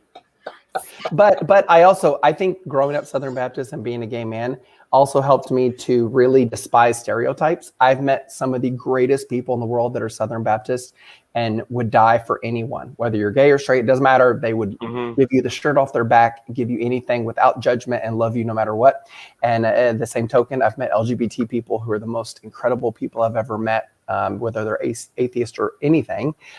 So I really struggle with people like, well, the Baptists do this, or the gays do this, or the Republicans do this, or the Democrats do this. I'm like, we have got to stop lumping each other. I agree with you. It makes me sick. Some of my best friends in the world, the kindest people I've ever met, have been Baptists. Some of the most amazing people I've ever met have been Wiccan. Some of the most amazing people I've met have been straight or gay, or so I'm on social media all the time, like, well, the Republicans did this. Well, those liberal Democrats did this. I'm like, y'all quit. If you want to add the word, some liberals did that, fine. Right. But quit lumping people. It makes my skin crawl when I see it. We've got to do better than that. Well, I put it out there. Like we have our own TV. We have our own TV network, which is the LGBTQ Friends. No, and wait a minute, it's LGBTQIA Friends.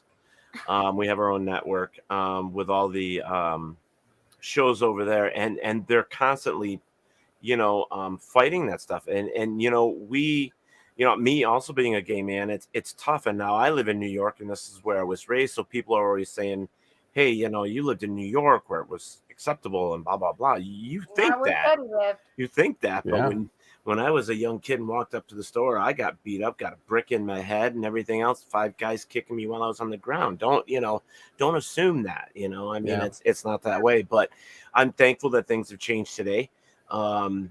It's getting better. It hasn't changed totally, but it's getting better. But I think labels, period, need to go away. We're people. We should be our names, Cindy, Andrew, Ted. Who cares about the rest? I don't want to lump anybody in those situations. I say that a lot about people, especially like I've had conservative family members say, I have a cousin who's trans, and they say, what does that mean? We don't get it. And I'm like, guess what? You're not going to get it. That's not the road you've walked down. That's not who you are. You don't have to get it. But what you do have to do is show love and respect. Exactly. If my friend comes out as trans, or my person says, I don't care for the name Andrew. I prefer the name Elliot. I don't care what it is. Just love them. Show them love by just saying, I hear you. I hear you. Exactly. However you feel best, I'm going to do it.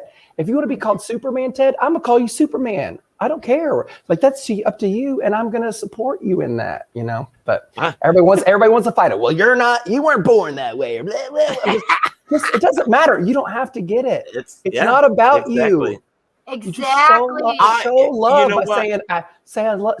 by saying, I hear you and I got you. I don't get it, but I got your back. Yeah. Exactly. And be yourself. Don't, and just be yourself. I mean, people know me. My posts all the time. You either see me with one of these on, or, I'm just being a dork, or I'm, there's me with pictures of a whole bunch of people all over the place from Godzilla states. toys all everywhere. Yeah, I mean, this is me, and a lot.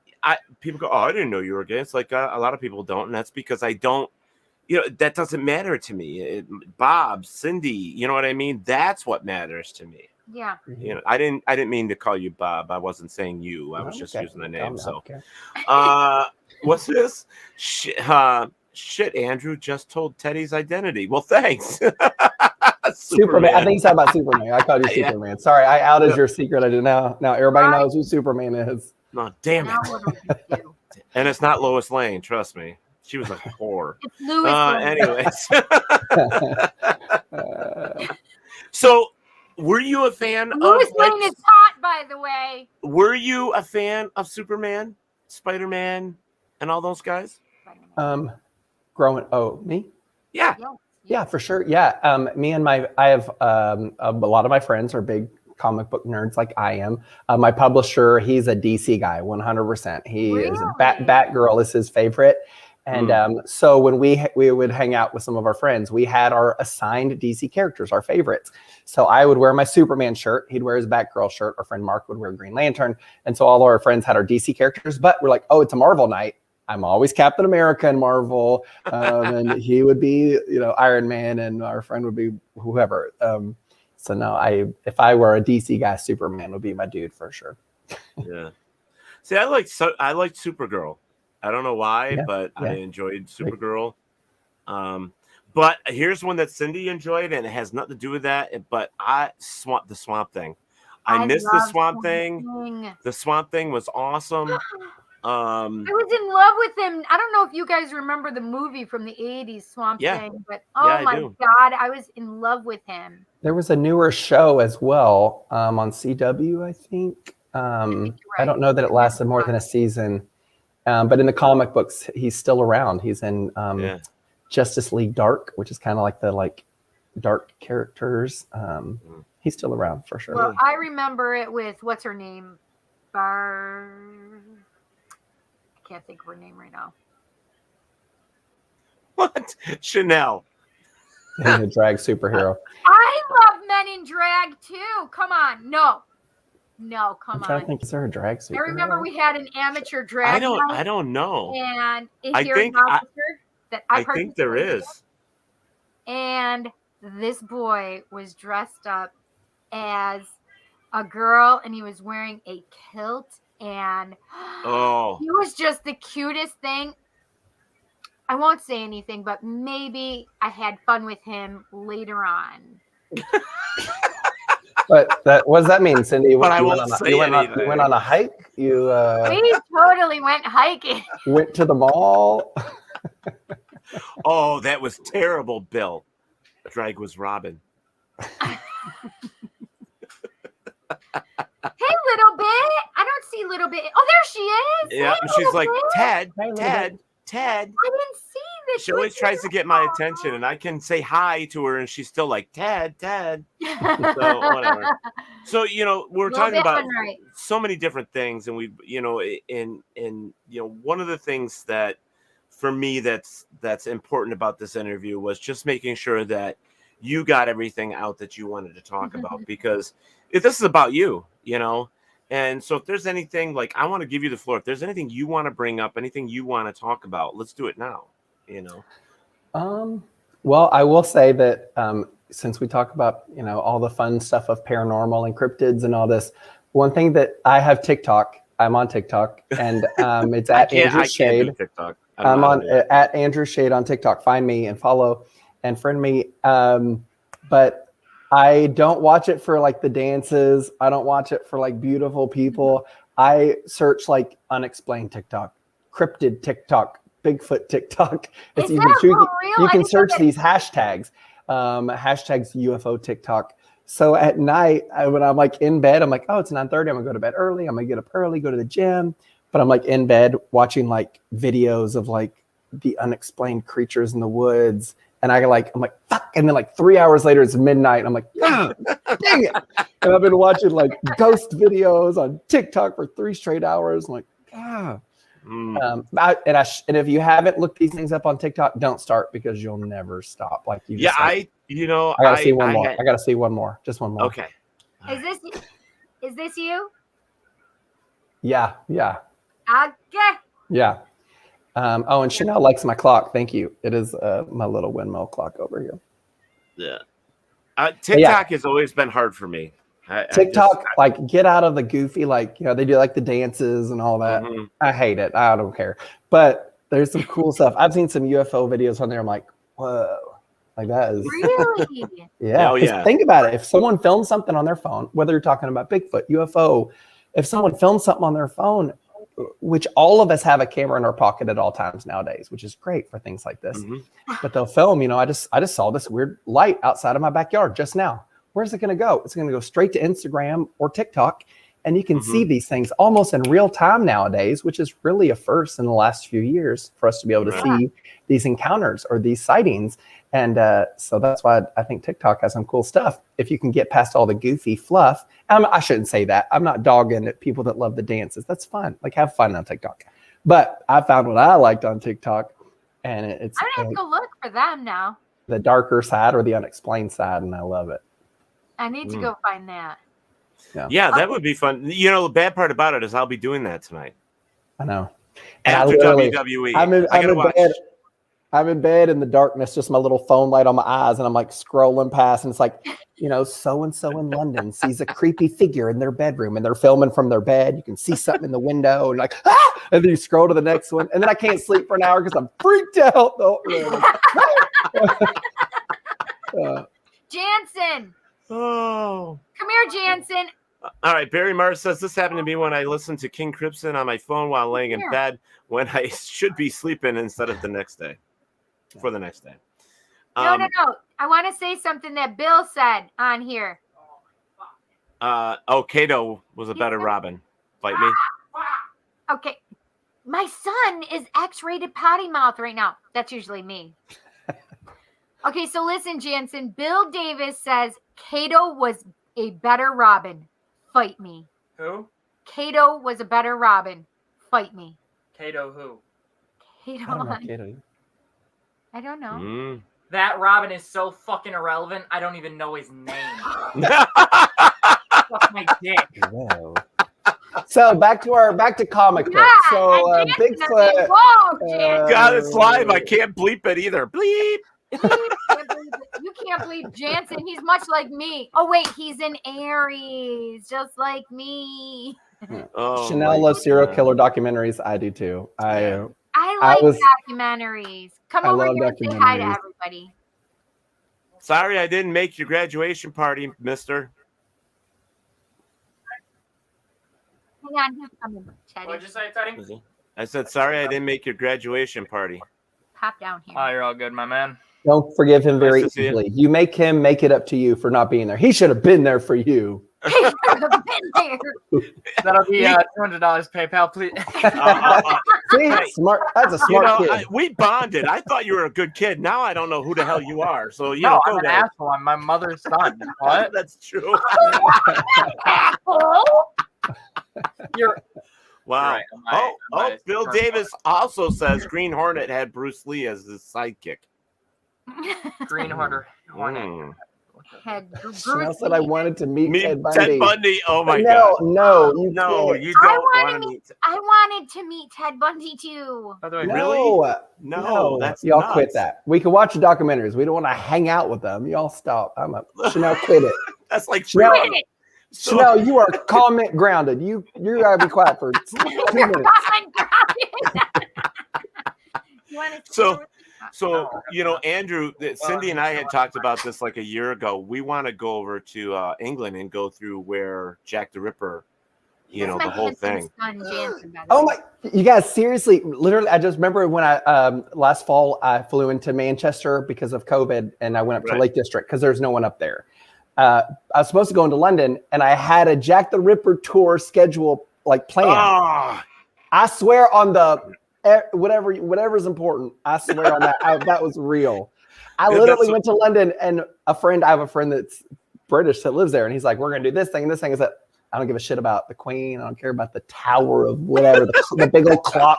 I want to go do the Jack the Ripper tour. My friend's like, you all really fucked up. And I was like, I know. Did he call you a cunt too? Yeah, that's all I want to do. He's like, fine. You know, but see, that's just something we wanted to do. English use the we word thought it would be great all the time. Hey, yo, deadass, I need to look up. Literally, everybody is a cunt. Nice. Chanel. Oh, Chanel lived 40 minutes from Ed Gaines' farm. If you actually know your serial killers, Ed Gaines is about the worst of the worst. Yeah. He's one of the bad ones. Or Ed Gen. I don't know how you pronounce it, but yeah. We in Rochester have had raised serial like killers. we like lead, I think, in the breeding of serial killers. I think Rochester. Ohio is really bad too. They have like 5 big ones. We've had several big ones. So that we have one that's still literally unsolved. It's called the double letter murders. Mm-hmm. And that was like right around the year I was born, which is 71. And CC was in 71. That was Carmen Colon, and her body was left in Chili. Yep. Yeah. So if you had double letters, first and last name, you better watch out because this guy was about to get you. That's how he picked people? That's how he picked people. No. And not only that, so Carmen Colon came up several years ago, recently again, in Las Vegas because there was a Carmen Colon that was killed in Las Vegas, and they literally thought that it was a connection to our Carmen Colon serial killer. Or like a copycat? Yeah. It sort of. Yeah. Stop doing that, you kook. Your son's a total weirdo, but he has great hair. He does. I know, doesn't he? Don't forget the muscles. Okay, yeah, they're cute. They're cute. Cute little muscles. It's cute. He's like, I said, come and sit. He's like, I'm only in my boxers. He's like, but if they want to see some leg muscle. I don't think it's the leg muscles. I can't believe he graduated. That's the thing that got me. I mean, I've known you for so long. It's like, oh my God. Oh, I thought you were saying that I'm just dumb. I was like, bitch. I wouldn't say you were dumb. No, I did. I said that. I said, wow, that guy looks dumb. I was about to go, Teddy, don't make me. Yeah, well, we still need to hook up for PS4 so we can play sometime. I know. I bet. So have your mom send me pen and paper next to you because you're doing a live stream. Well, I always have a pen and paper because we have to. Okay, what is it? Capital S for Spidey. Just giving out your PlayStation number, bro. If y'all want to hit me up, hit me up. I'll just read my comic book while you do this. It's fine. Okay. Hey yo, what kind? That's his own comic book. That's his comic book. That comic book. Hey yo, bet. All right, come on, capital S. And then Spidey. Spidey. Capital POOL 45. Yep. Spidey Pool 45. What? Right, I got you. I've raised my kids Marvel. Okay. Cindy, I hate that your children have grown up so shy. So shy. No, that's why he's saying that, because you're not shy at all. And Robert, look at Robert. Robert's like, yeah, Spidey Pool. He goes, forgot your E. He goes, yeah, I played with him before. That's why it won't let me type. No, I can't. Oh wait. So here's a good question. So Chanel wants to know, where can we get Andrew's comic book? Yeah. Chanel. The easiest is just Google my name on Amazon. Andrew Shayde. There's a Y in the middle. I think it may. I don't know if that shows up on the screen, but Andrew Shayde, SHAYDE. And that will pop up a bunch of the books that I've written, including Monsters Among Us and Space Force and some others. There it is, at Andrew Shayde. I think it's on Barnes & Noble and some others, but I think most people. Let me see if I can find. Let me see if I can find the. Monsters. I will put it. Yeah, I will put it in the. On Amazon, there's a Monsters Among Us is it's around. There's a podcast about that too. Monsters Among Us podcast.com. Oh, okay. I don't know if that's about my comic book or other things, but other things, most likely. There's a book. My first graphic novel of Monsters Among Us is on Amazon. It's about $20. It's like usually $19.99. And that's a 100-page comic book. So it's kind of the first 4 issues of the book, but it's a first complete story arc. And I tried to throw as many cryptids and urban legends in there with a cameo or just a quick moment. At least all the ones that I love. That's amazing. So that was fun. My dream job would be like to pop up on Bigfoot Hunter or Monster Quest, which I wish would come back as the best show ever made. But I think that's the same one Teddy says too. Which one did you just say? Which one did you say you wanted to come back? Monster Quest, I think, was one of the best. It was such a great produced show. Mm-hmm. It wasn't just people running through the woods. I heard a noise. It was like, what's the history? Here's some interviews. Here's some footage. It was just really straight to the point. Yeah, one of my favorites. And I'm not dogging the others. I love them all. Bigfoot Hunter and some of the more modern ones I love, but I think that would be a fun adventure to get to take. So to do any of those. There you go. Perfect. Oh yeah, there you go. Perfect. Did it slow me down? Have you ever had any kind of cryptid kind of interaction or possibility of something happening? Or one of my creepiest moments, I think, I was a few years ago, my dad and I were fishing at midnight. Why does a father and son fish at midnight? I don't. We were just bored and we were awake. Was it catfish?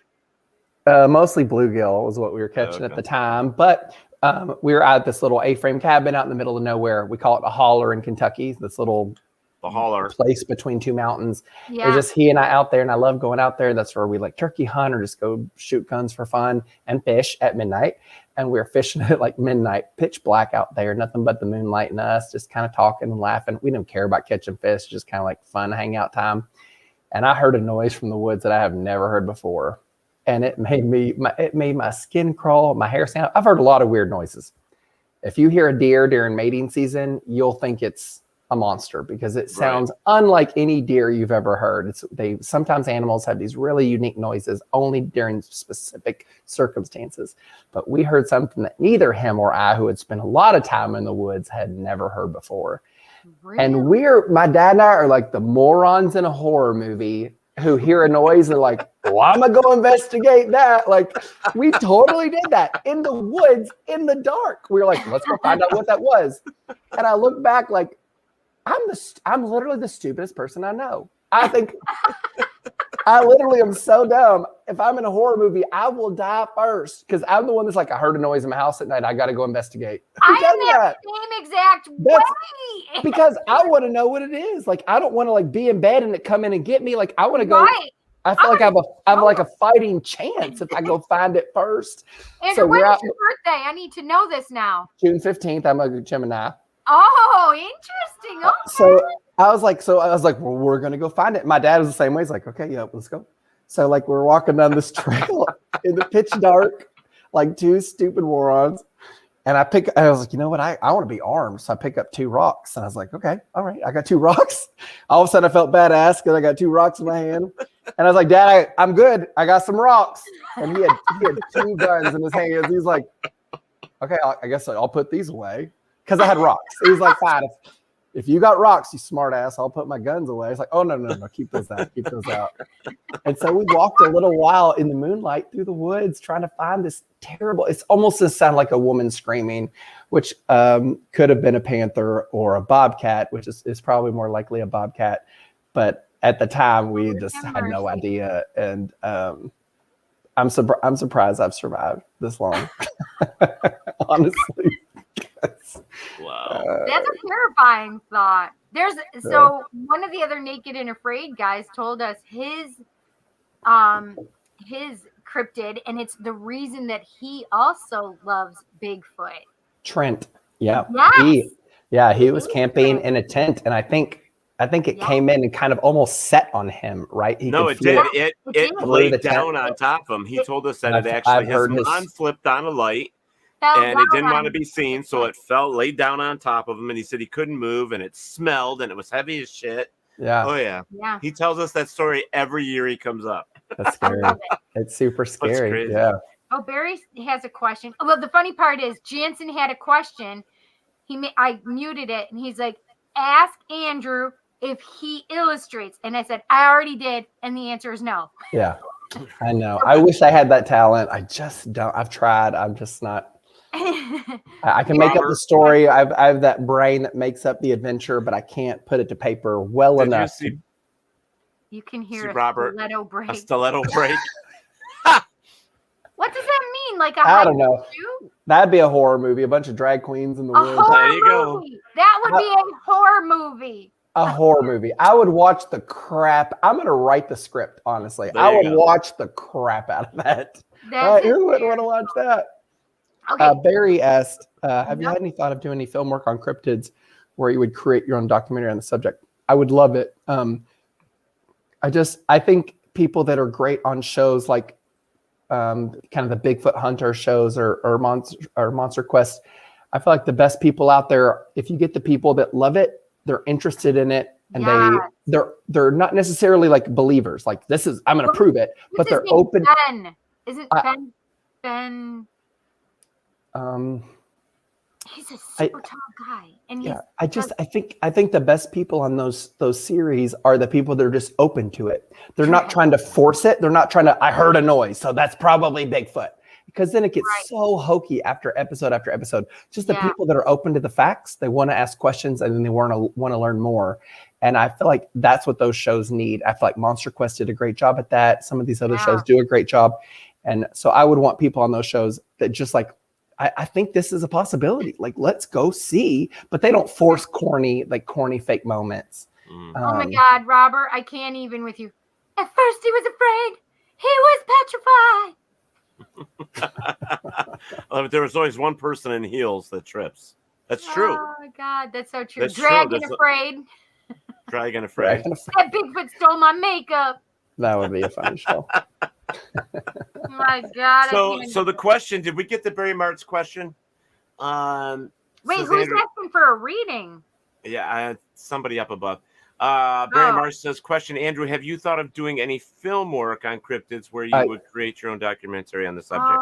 Yes, absolutely. I would love to do. I haven't thought about it at this point, but I would love to do it. I would love to get out there with a crew of people that are dedicated to that research. You know what you should do is be a part of that. Whitehall, New York has a lot of Bigfoot sightings up here. Like it's noted for its Bigfoot. Speaking of, their Bigfoot convention is the 25th of this month at Whitehall. Oh yeah.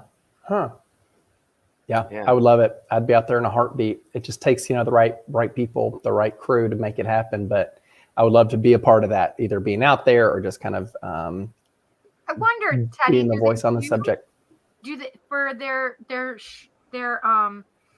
Bigfoot expo thing? Do they do like take people out? Yeah, they do. I believe they do. We could talk to Steve Culls about it.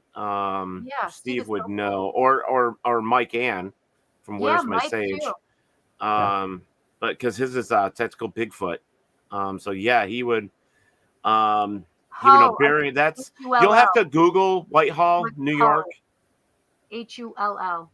Yeah. But yes. It's a little south of you, Barry. Yeah, and Bill says I'll go up and help you film. Yeah, I guess when I see these shows, kind of the cryptid hunter shows, if that maybe the category we give it, I just want to see it people that love the subject matter and that are open to that, and not actors who are just trying to be dramatic. I feel like those people hurt our research. I feel like they make it so hokey that people like, it gets so corny. They're trying to. I heard a twig break. All right. It's like, just go, just get out there and research, talk about it. If you didn't hear anything, that's okay too, but get out there, research and look it up. And I have another question from Anthony. He says, do you write anything about ghosts? Like, have you thought about putting ghosts in like a comic book? The next comic book I'm writing is, this is from my publisher, so not a story that I picked, but Tidal Wave Productions, one of their main characters is called 10th Muse. She's this awesome superhero, kind of based on Greek mythology, and she's teamed up with Dorian Gray's grandson. So the story of Dorian Gray, the picture, he stays young. Well, that in the comic books, that has passed on to his grandson. So it's modern day telling of Dorian Gray.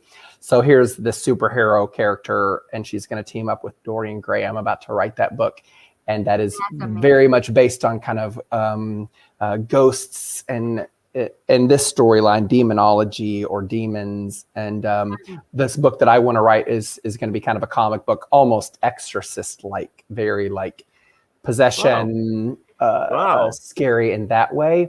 Because I'm working on this one series, and it tends to be a lot of good guy, bad guy, big fight, good guy wins. And I'm trying to break up that mold. And so a couple of the books that I wrote for the series, one is very kind of Indiana Jones, hidden temple, booby traps, find the treasure. And the other one I wrote is it's very aliens based. It's has the Jersey Devil in it, and he's being hunted by aliens. And that sounds weird, but I think I explain it in a pretty good way in the book. And so this next one, I want to make it kind of very much more paranormal because I get to play with Dorian Gray. Yeah. Wait, what was her name? What's that? Tenth Muse. Tenth Muse is the comic book character that's hopping through. She has this amulet that's sending her through all these different characters in my publisher's other comic books. And Dorian Gray is one, but it's a modern telling. And so that's been kind of fun. Cool. It's fun to take other people's characters and like I have to read them and learn about them and learn how they speak and learn about their backstory and then write kind of the next step in their story. That's kind of fun too. Robert White.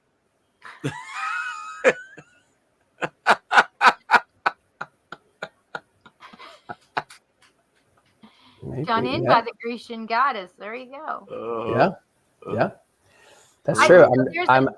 There's a fun anime. I don't know if you've seen it. 7 Deadly Sins, where they put the 10 Commandments in there. The 7 Deadly Sins, but they also have goddesses and gods in there too. It's pretty fun. Yeah, I love it.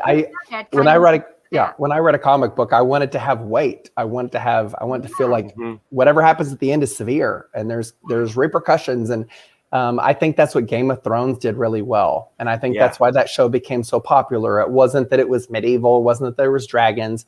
It was that characters die and they don't come back.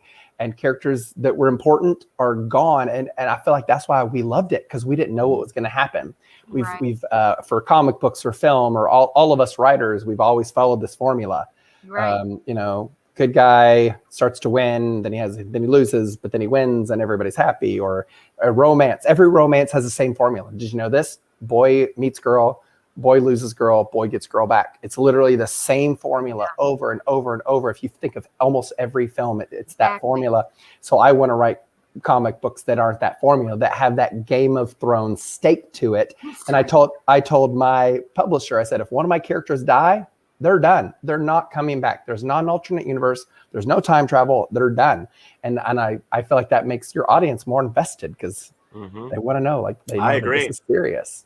I agree. I have to go to the bathroom. Excuse me. All that ice cream and jalapeno chips.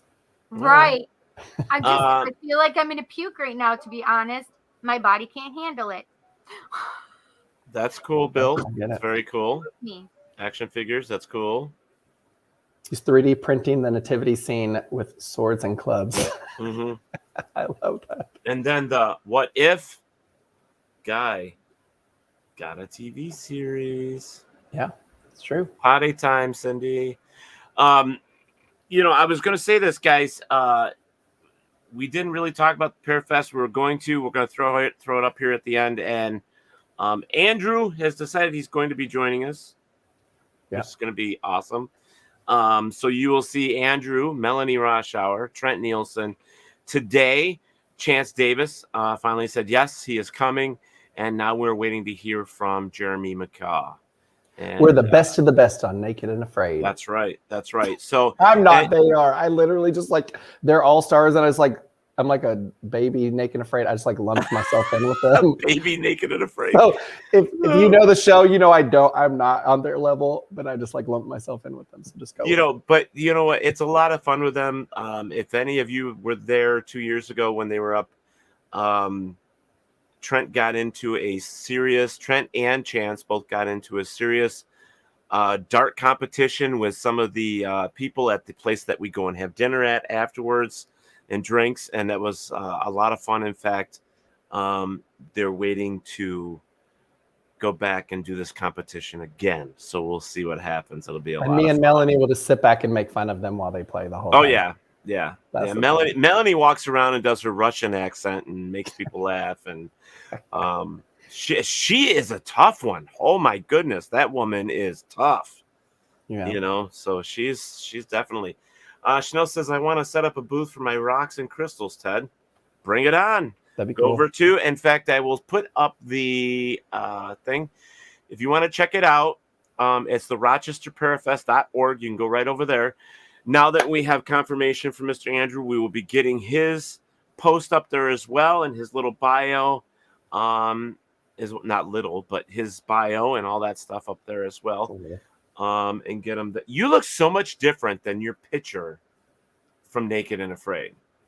Well, I had lost almost 30 pounds. Oh my God. It was like I was like, he looks older in that Naked and Afraid. You look older. Did, yeah. I was filthy. Had lost 30 pounds. Like, that's not the same guy. It's not the same guy. I know. Everybody makes fun of me, like, "Whoa, bro, you look really bad." I was like, "You have no idea." I even cleaned myself up before that photo. So let me ask you, bugs? Oh, bugs everywhere, mosquitoes. I had ticks everywhere. My partner would pick them out of my armpit every day, and oh God, yeah, she got stung by a scorpion. I ate. I found Mupani worms, or like these little caterpillars, and they were super high in a tree. I had to like throw rocks for 40 minutes to knock them all down. So we ate those as protein. We ate clams that she had found in our dirty little mud hole that we drink out of. Crocodiles were really bad in our area, so our water source was small because we had to make sure there was no crocodiles in there. I can't do those, guys. So we drank mud water the whole time. How long did it take you to get back into like normal health? Because that can't be good for you. Yeah, it does take a toll. I was on antibiotics for a month. Wow. And luckily I think I got pretty lucky. I had a bunch of scars. My feet were pretty ripped up, but everything else healed pretty quickly. But I also filmed in Africa during the time that COVID was shutting down the planet. So when I came home, the gyms were closed, the stores were closed, everything was closed. So I couldn't even go anywhere. So I was I was forced to quarantine once I got home from Africa. So it was a great, easy way to heal quickly because I wasn't doing anything except watching movies and writing comic books. I'll bet you couldn't wait to get into the shower. Oh man, when they drive you out of the jungle, your first shower, it's like 45 minutes of just pure ecstasy.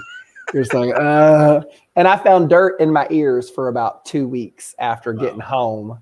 You're just like, you think you got every spot, and you don't. You find one little spot that still has a little dirt in it, and that first shower, and that first time laying down on a bed, like I slept straight on the ground that whole time. So your first time touching a bed, it's like almost too soft. You're like, whoa, what? It's weird. It feels weird. Putting shoes back on for the first time, it's like you have to like relearn how to walk in shoes. You have bare feet and a rug. I mean, that had to feel awesome, and a nice rug. Oh, you know, just all those things that you take for granted. For sure. And one of my biggest one was just running water. Those nights where you like wake up at midnight, like I'm thirsty, I have to get all the way up and walk to the bathroom to get water. And now I'm just like, that's great, because normally out there you have to boil water, let it cool. It takes 45 minutes just to get a drink of water, and so that's but see, now you can go down to the creek and just get a glass of water and yeah. So it's great now just drink it. I've always been the kid that drinks out of the water hose or straight out of the faucet, and I still do, and that's amazing that we have the ability to do that in this country. I was going to tell you earlier, my brother's in Kentucky. Oh, what part? Bowling Green, I think. Oh yeah, okay, Western Kentucky. It's about 3 hours from here, so but yeah. He's been there 5 years. Got married down there. Never been there. I mean, I've been through Kentucky. Yeah. I lived in Oklahoma and Tennessee, but I never stopped in Kentucky. Yeah, Kentucky's great. He lives in kind of on the more flat side of the state, Western Kentucky, over toward Missouri. But I live kind of on the rolling hills, all the farm country. Lexington, Kentucky, where I live, is the horse capital of the world. All the best horses in the world come from here. It's because we're built on limestone. So we have the best grass, which feeds the best horses. And lots of ghosts. Because of limestone, you should have a lot of ghosts too. A lot of ghosts, and the best bourbons in the world too, because our water has a lot of minerals in it. So we have the best bourbon. So Lexington's That's great. awesome. And then as you go east and south from here, of course, the Appalachian, the Smoky Mountains, all those down there are just absolutely beautiful. A lot of Bigfoot sightings in the area. In Kentucky, he's often known as Grassman here, but Kentucky's beautiful. I love it. I have nothing but good things to say. So have you gone on a Bigfoot hunt yourself? Not specifically Bigfoot hunting. I've been backpacking trips, and I always keep my eyes open and my phone camera ready for something like that. I listen more than I think other people do. I think a lot of people that I go camping with or backpacking like, let's drink and party, and I do that too. But I always have my eyes open. I learned in being a survivalist. I learned something. This is going to sound weird, maybe, but when you're walking through the woods or hiking, don't just hike. You need to walk and stop, walk and stop, walk and stop. And why you do that is, one, animals do that. They walk, stop, and they smell. They look around for predators. They walk, stop, and they smell again. They're smelling for food. They're looking for danger. Humans need to learn to do that. We don't do that. We just hike straight up and hike straight back. And you see so much more when you teach yourself to hike and stop. And I think that's when you learn how to see things out in the woods you would never see before, animals or Bigfoot or whatever it is. Walk and stop, walk and stop. Teach yourself to do that on your hikes. They actually teach you that, especially in areas where there's a lot of bear. They teach you to do that. Hunting, absolutely, all those. Yep. We used to do all the pushing for deer, and because we have black bear, we have deer, we have cougar, we have I came with coyotes. We got everything out here, and they teach you how to do all that stuff. Yeah. So it's good survival stuff. Well, it looks like we came to the end of our time already. Man, it went by so fast. It really did. Oh my God. I just want to sit here and talk to Andrew more all night. Oh my God, he is such a trip. We're gonna have so much fun with him. See, Andrew, unfortunately, I'm a Jack Daniels guy. What's that? I'm a Jack Daniels guy. I'll bring you some good stuff when I come up from Kentucky. How about that? Jack is great. I'll bring you some good stuff. Okay. Some Kentucky bourbon. Yeah. Oh, yeah. You made me drink, oh my gosh, some moonshine before. Yes, I did. Yep. It was like apple pie moonshine or something, so I'm expecting it to taste like apple pie. It still burns your face off. It burns the face off. I've had neighbors that make moonshine in their backyard and in their garage, so I know real moonshine. Oh my God. Yeah. First alcohol I ever tasted. You know, most people like, I had a Bartles and James kiwi strawberries. My first alcohol. My first alcohol when I was like 14 years old was pure moonshine made in a garage.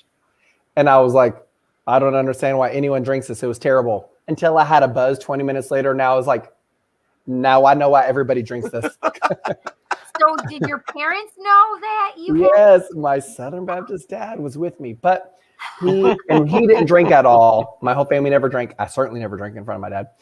I had never drank before ever. But my dad was trying to be so cool because my neighbor was cool, and so he was like, it's okay if you have like a little sip. It's okay. Like, even though I know inside his Southern Baptist, like, we shouldn't be drinking, but he wanted to be cool, and so he was like, yeah, it's fine. That's a great memory, really. Gotta have those. Gotta keep them. Gotta have those memories. They're very, very important. Guys, one more time, I'm going to throw this up. Get over and purchase his comic book. Again, it's Amazon.com, Monsters Among Us, Andrew Shayde. So I'm going to leave that up there, and it's always going to be available when you go back and watch the feed here. This is going to be going over on Paranormal View TV. Actually, it's there live now, but it will cycle through, so you'll always be able to see this episode there. That's right. So you can go right to WLFE-DB.com. That's right. Right on the front page, there's 3 TV channels. There's Paranormal View, there's Variety Unlimited, and the LGBTQIA+ Friends. So you can catch all of that stuff over there as well. And don't forget, RochesterParafest.org. You can come and see Andrew and a bunch of the Naked and Afraid crew I'm so happy that Chance said yes, he's coming back. And when he told me that today, I was so super excited. That's awesome. Yeah, so Go on. I guess that's it. Other than don't forget we got merch. Go over to WLFE-DB.com to find your merch. There is some new merch out there. Meet the Authors now has t-shirts and stuff like that, and so does Rainbow Soul. So make sure you go and check that stuff out. Awesome. Cindy, what you got going on? Coming up this week? Tomorrow is Tarot Tuesday, or is Taco Tuesday. Exactly. I have Tarot Tuesday, 7 p.m. Eastern Standard Time tomorrow, and Thursday I'm doing another. I'm doing All Signs tarot. So we're doing it by the horoscope and telling what the week is all about, and that is 7 p.m. Eastern Standard Time on Thursday. And Wednesday I have a collab that I'm doing with Midnight Meditations. I don't know if it's going to be. Is that a word? Collaboration? Yep. Oh, okay. We call them collabs. Sorry, I'm a redneck. I live out in the middle of nowhere. Yeah, so I'm doing it with Midnight Meditations. I'm not sure if it's going to be on YouTube or on Instagram, but it's going to be on one of the two. With that redneck comment. And then shut up, hair. Right. Long, beautiful hair. Actually, you know what? Real quick, can you answer this? Heard that Bigfoot in Kentucky is a little aggressive. Is that true? I haven't heard any like up close aggressions other than calls, aggressive sounds at night. I've heard some of that. Yep. And so I think there's a little truth to that. Okay. All right, cool.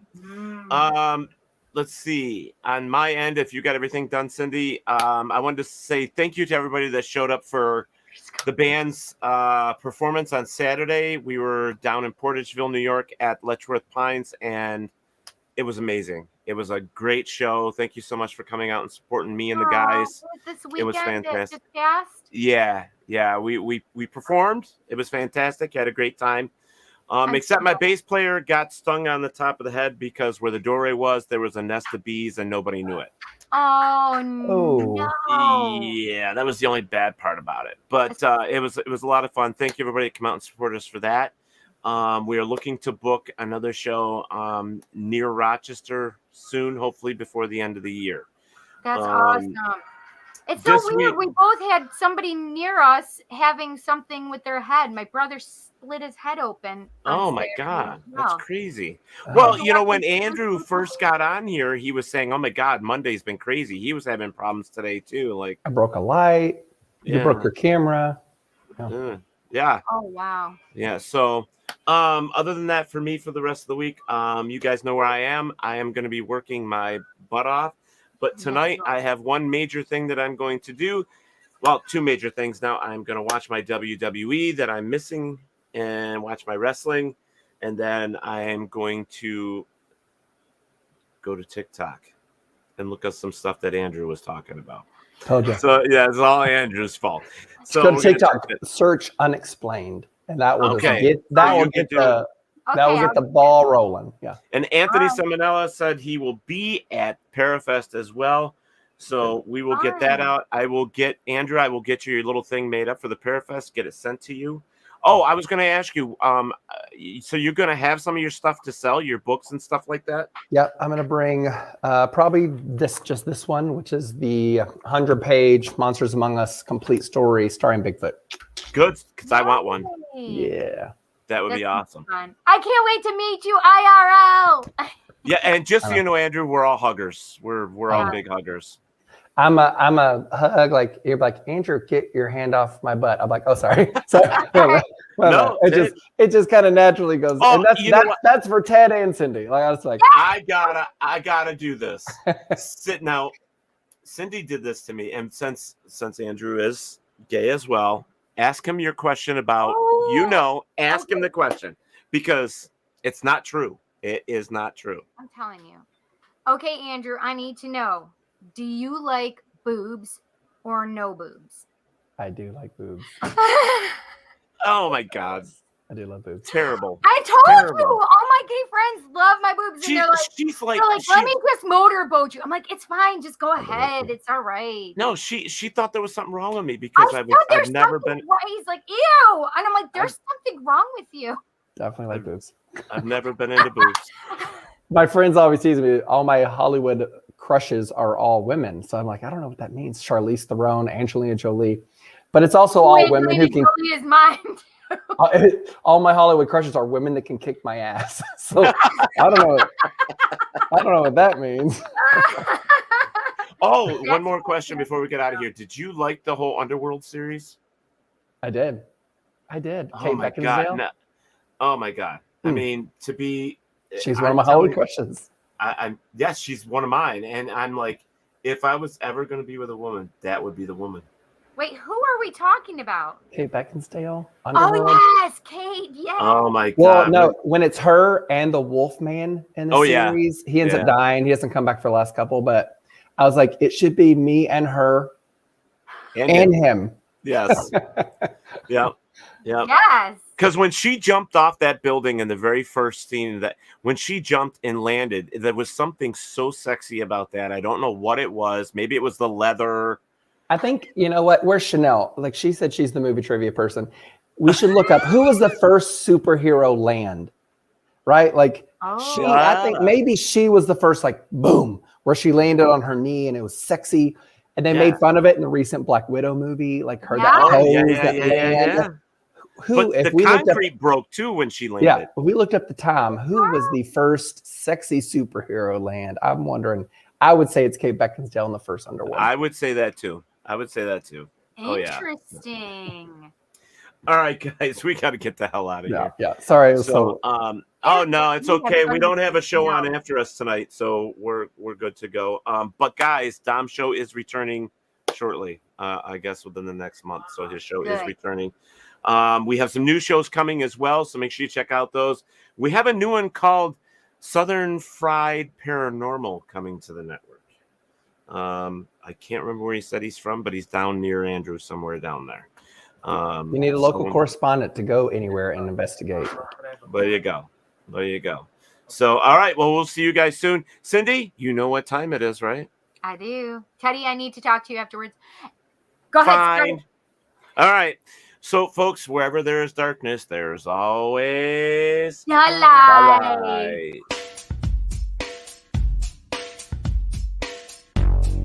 Thank you for listening to Paratalk Radio with Ted Wolf and Psychic Cindy. Catch us next Monday for another fantastic guest. Please check out our show as well as others on the WLFE DB Radio Network. And remember, like, follow, and share with everyone. Join us at WLFE-DB.com for upcoming shows and so much more.